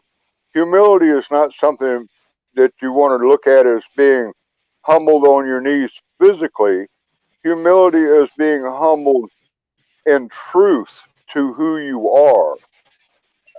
It comes down to just a matter of honesty, because if you're honest to yourself, it will bar a lot of the crap that comes out of between the two cheeks up top. Yes. That's really what it probably is all about, that honesty, being honest with yourself, so you're aware. How can I be truly honest to you if I'm not honest to myself? Right. If I'm not honest to myself and say, yeah, my poop stinks, then how can I be honest to you and have a conversation that's nothing but psychobabble? Right. And the longer you go not winning that argument against yourself, the more ingrained those, that whatever you are afraid of facing. And now you look back and you've got 20 years of stuff that has happened at your own hands because of your inability to face yourself. And you kept repeating it over and over. Just becoming aware is miraculous, isn't it? For my power and infirmity is being perfected. It's part of the story of what's needed to grow. Okay. That's what's needed.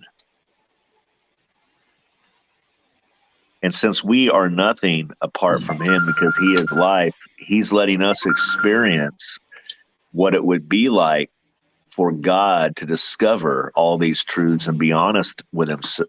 No? It goes beyond that. We are part of him. He and us, we are the same. I might look different, but I'm part of God, and so are you, and so is Ace and everyone else. God himself is having the experience through this that Christ created to have the experience out of him. Christ came out of him, and we came out of Christ. We came out of him, through him, and for him. That makes us one and the same as Christ and his Father. There's no separation. It's God having an experience.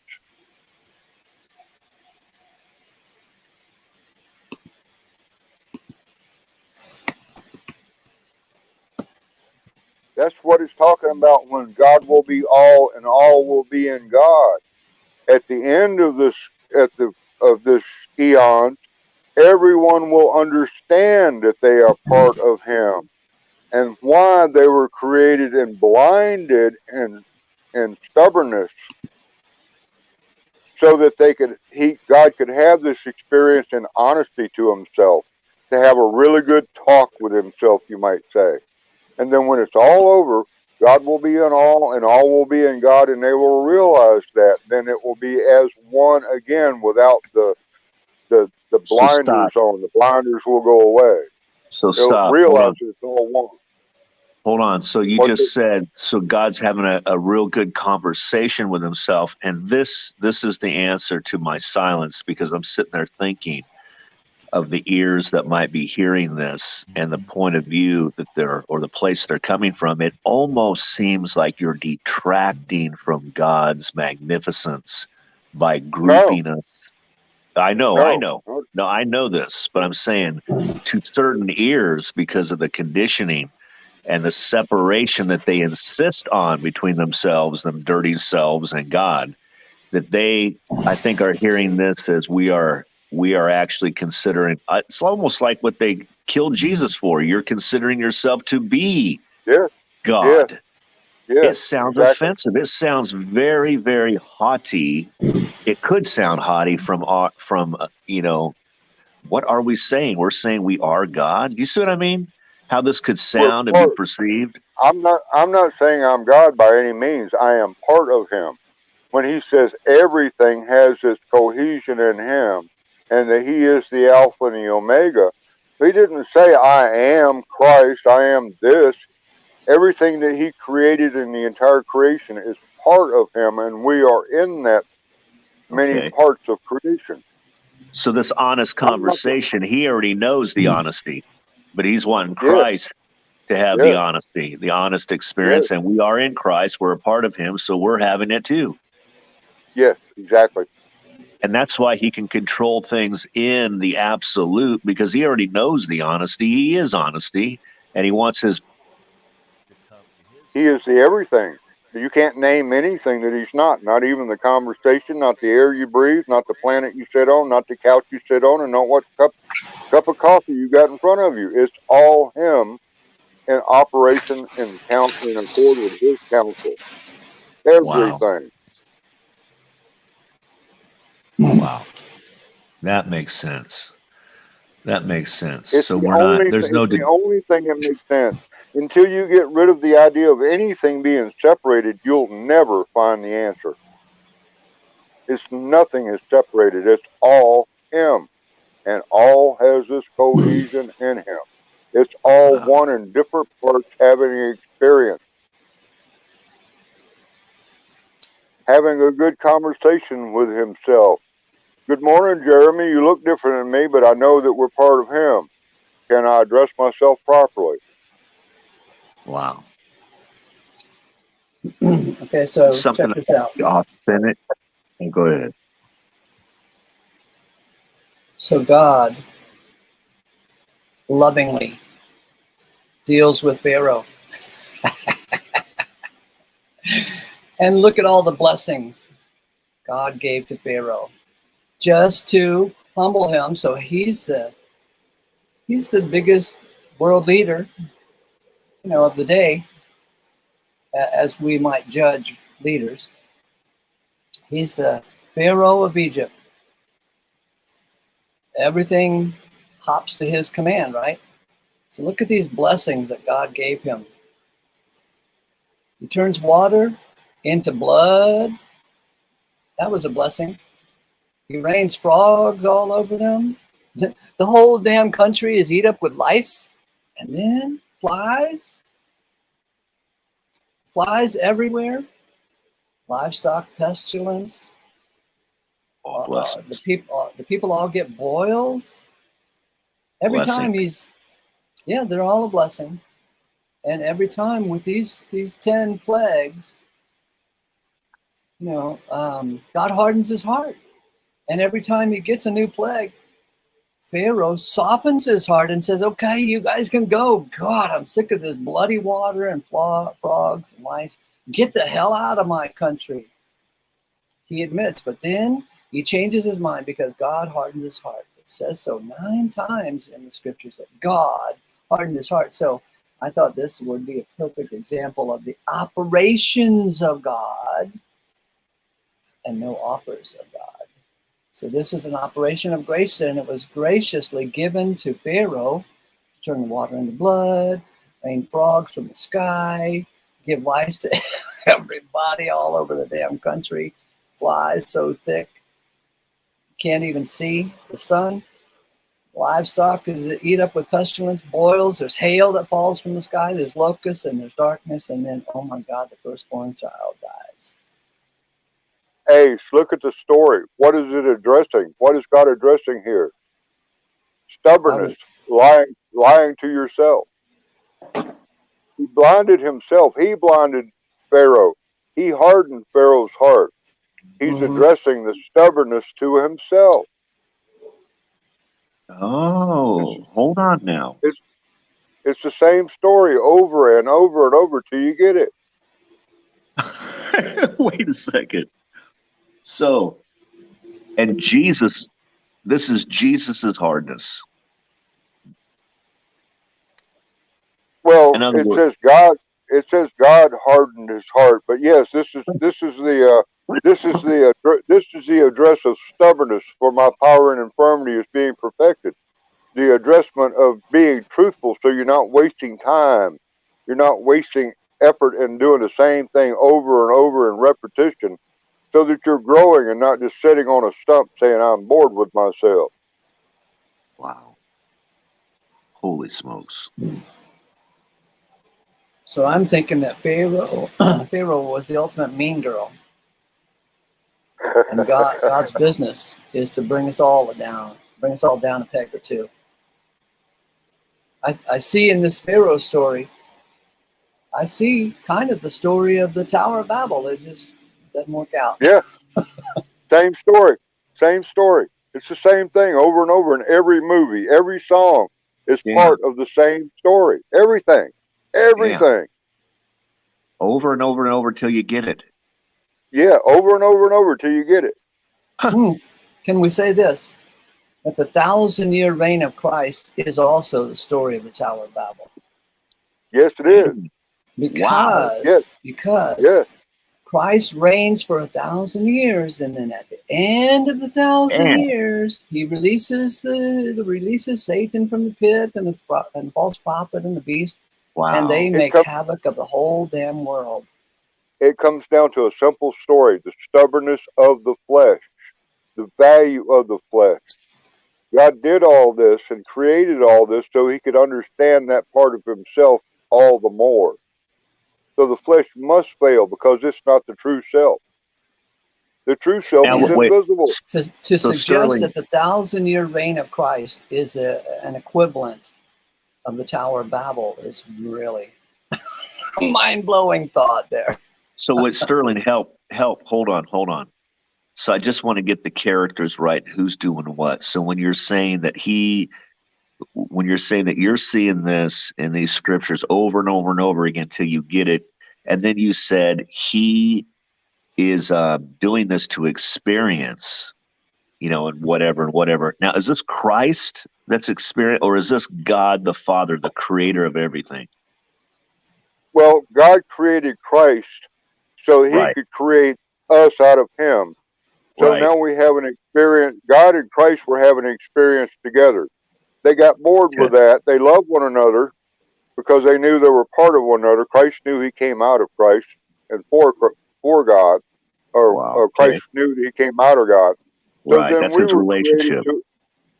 A cohesion, a coherence. He talks about it in his ministry all the time. He's always talking about it. Me and I don't do anything unless I see my Father. We're one, man. We're tight. Go ahead. Yeah. I track him. Now he's doing that with us. It's being expanded.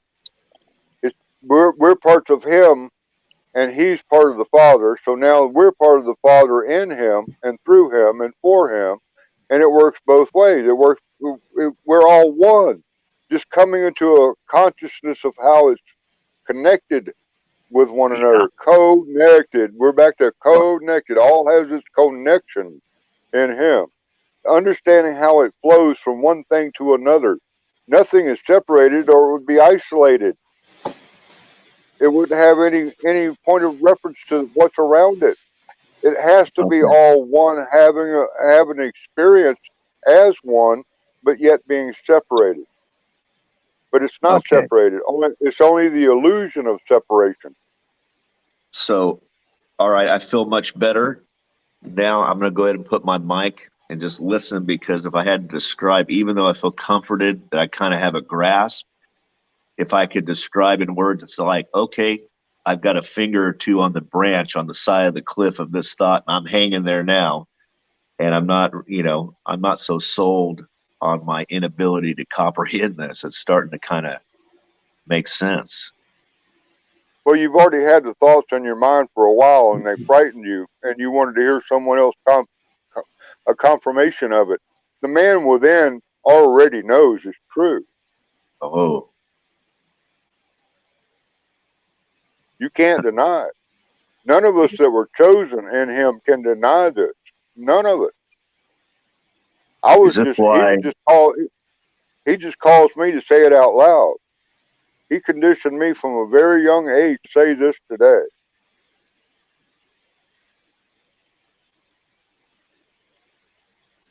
I'm his work, his accomplishment. I'm a piece of crap without him. I am nothing, nothing, nothing whatsoever.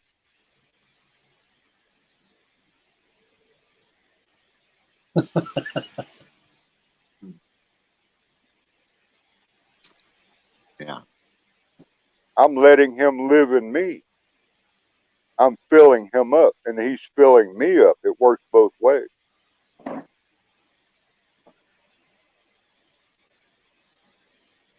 Why are we Because it's afraid of all that? one.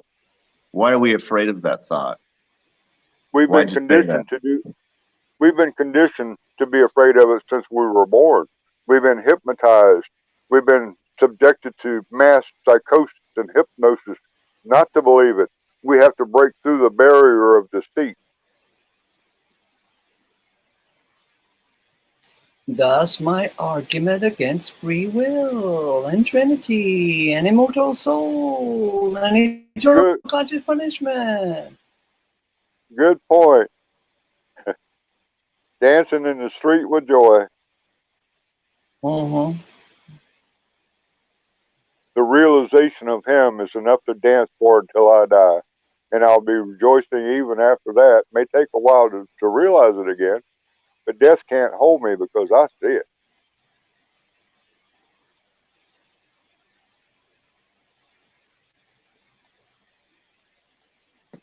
All is out of him and through him and for him. And so we look at free will, we go, I don't have a free will. All is of God. We look at the Trinity and we go, wait a minute now. God is one. All is out of him and through him and for him. God is one. How many times does the scripture have to say God is one before we embrace a larger concept than God is a hydra? It does say it over and over. It does say that over and over and over. How many times you watch a movie before you say, I get it? Mm-hmm. You know, there's certain movies that are so entangled and so good. You watch them once, I got an idea, and you watch it again, you watch it again, you watch it again, you watch it again, and I've watched some movies 100 times. I think I got it. They were that involved in the truth being hidden in front of me. So I had to watch that movie many times to compare it to what Scripture said. And life, everything in life is that way. Whether it be a movie or what happens today or just going to Wally World, it's still a part of that reflection of the invisible self, a metaphor of the invisible self that God put there for us to see part of himself in ourselves and in him. It becomes one and the same. Yeah. Without separation. He created Wally World. He created the road to go there. It's a cohere in everything. All in creation has this cohere in him. Nothing you can name is not in that cohere, that experience.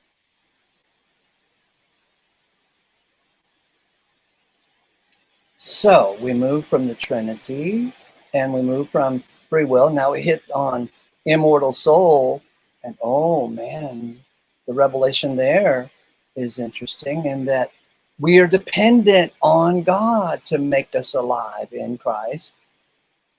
We're not independently immortal.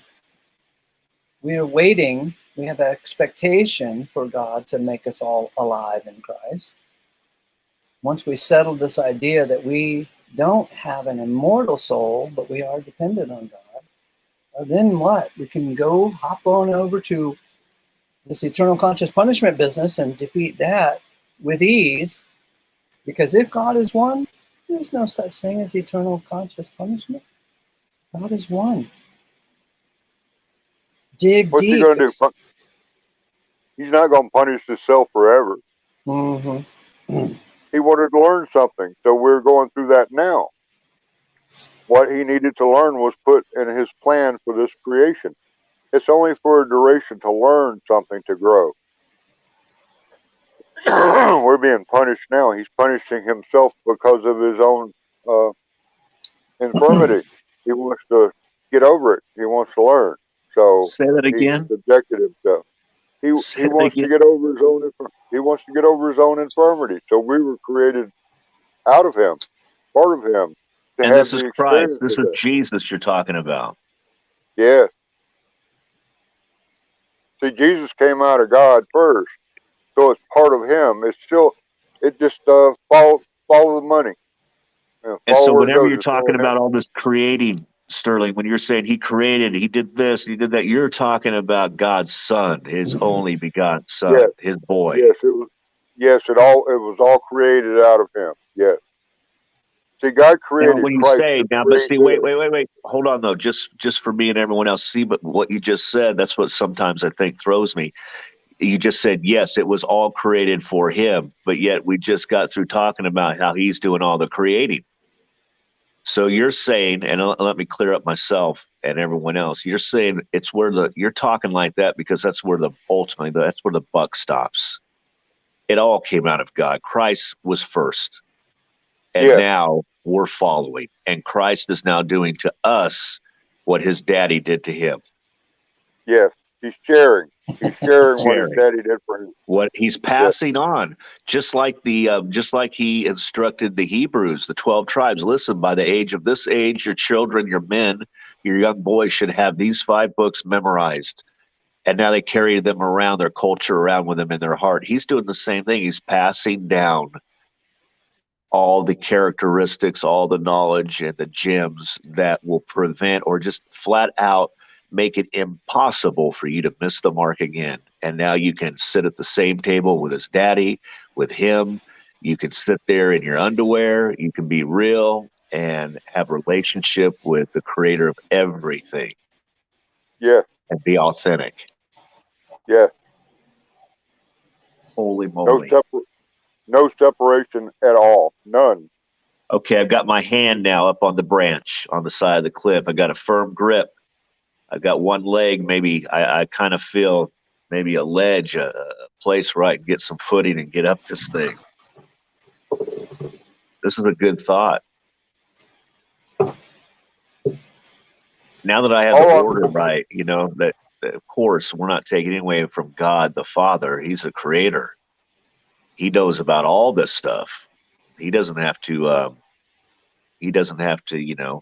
Get his infirmities together, but he's sharing in the experience and loving it. Well, we're part of him. See, right. Us having the experience is him doing it. Right. Man, this is huge. It's the same stuff they teach at Antioch Baptist Church. I just made it too complicated when I was there. That's all. Can you send me a copy of that? Me too.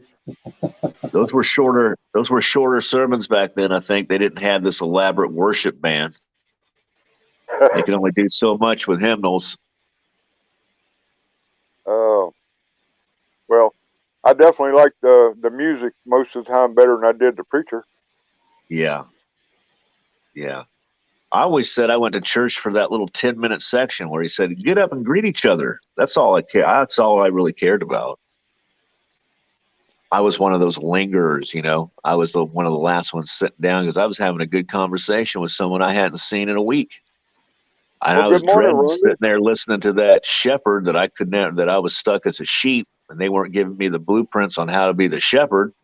The heck? Well, yeah. But like they said, this is the message they've been preaching at that Antioch Baptist Church this whole time. And us knuckleheads, we just missed it. Raise your hands. Hey, I got it. And they go, ouch, get him out of here. Okay,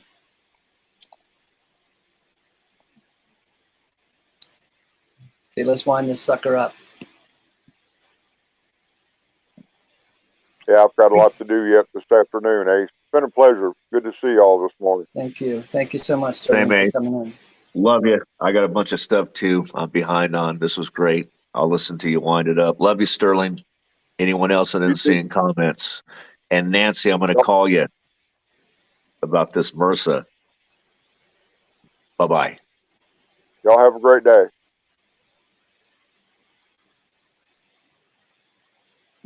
Okay, it's just you and me, baby.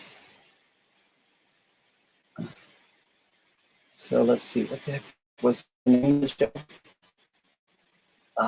Freewill, and it's Siren Call. That was it.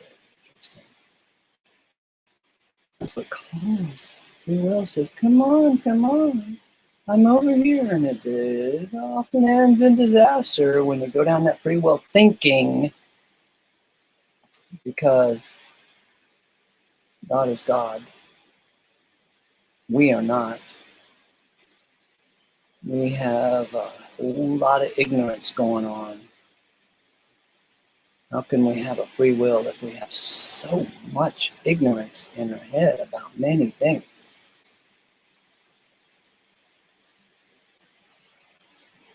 One of the most amazing verses to me regarding the topic of free will is when Peter was arguing with those Jews in the first section of Acts. He says to them, "You crucified the Lord of glory out of ignorance." I think the concordant version says, "You crucified the inaugurator of life out of ignorance." How can you send someone to eternal conscious punishment, hell, if all that they do, especially the worst parts that they do, crucifying the inaugurator of life, out of ignorance? Yeah, we're all ignorant. Some. Especially we're ignorant of how this whole thing works. And it's bigger. It's bigger. The operations of God are bigger than anything we have been led to believe. So, grace to you. Amen.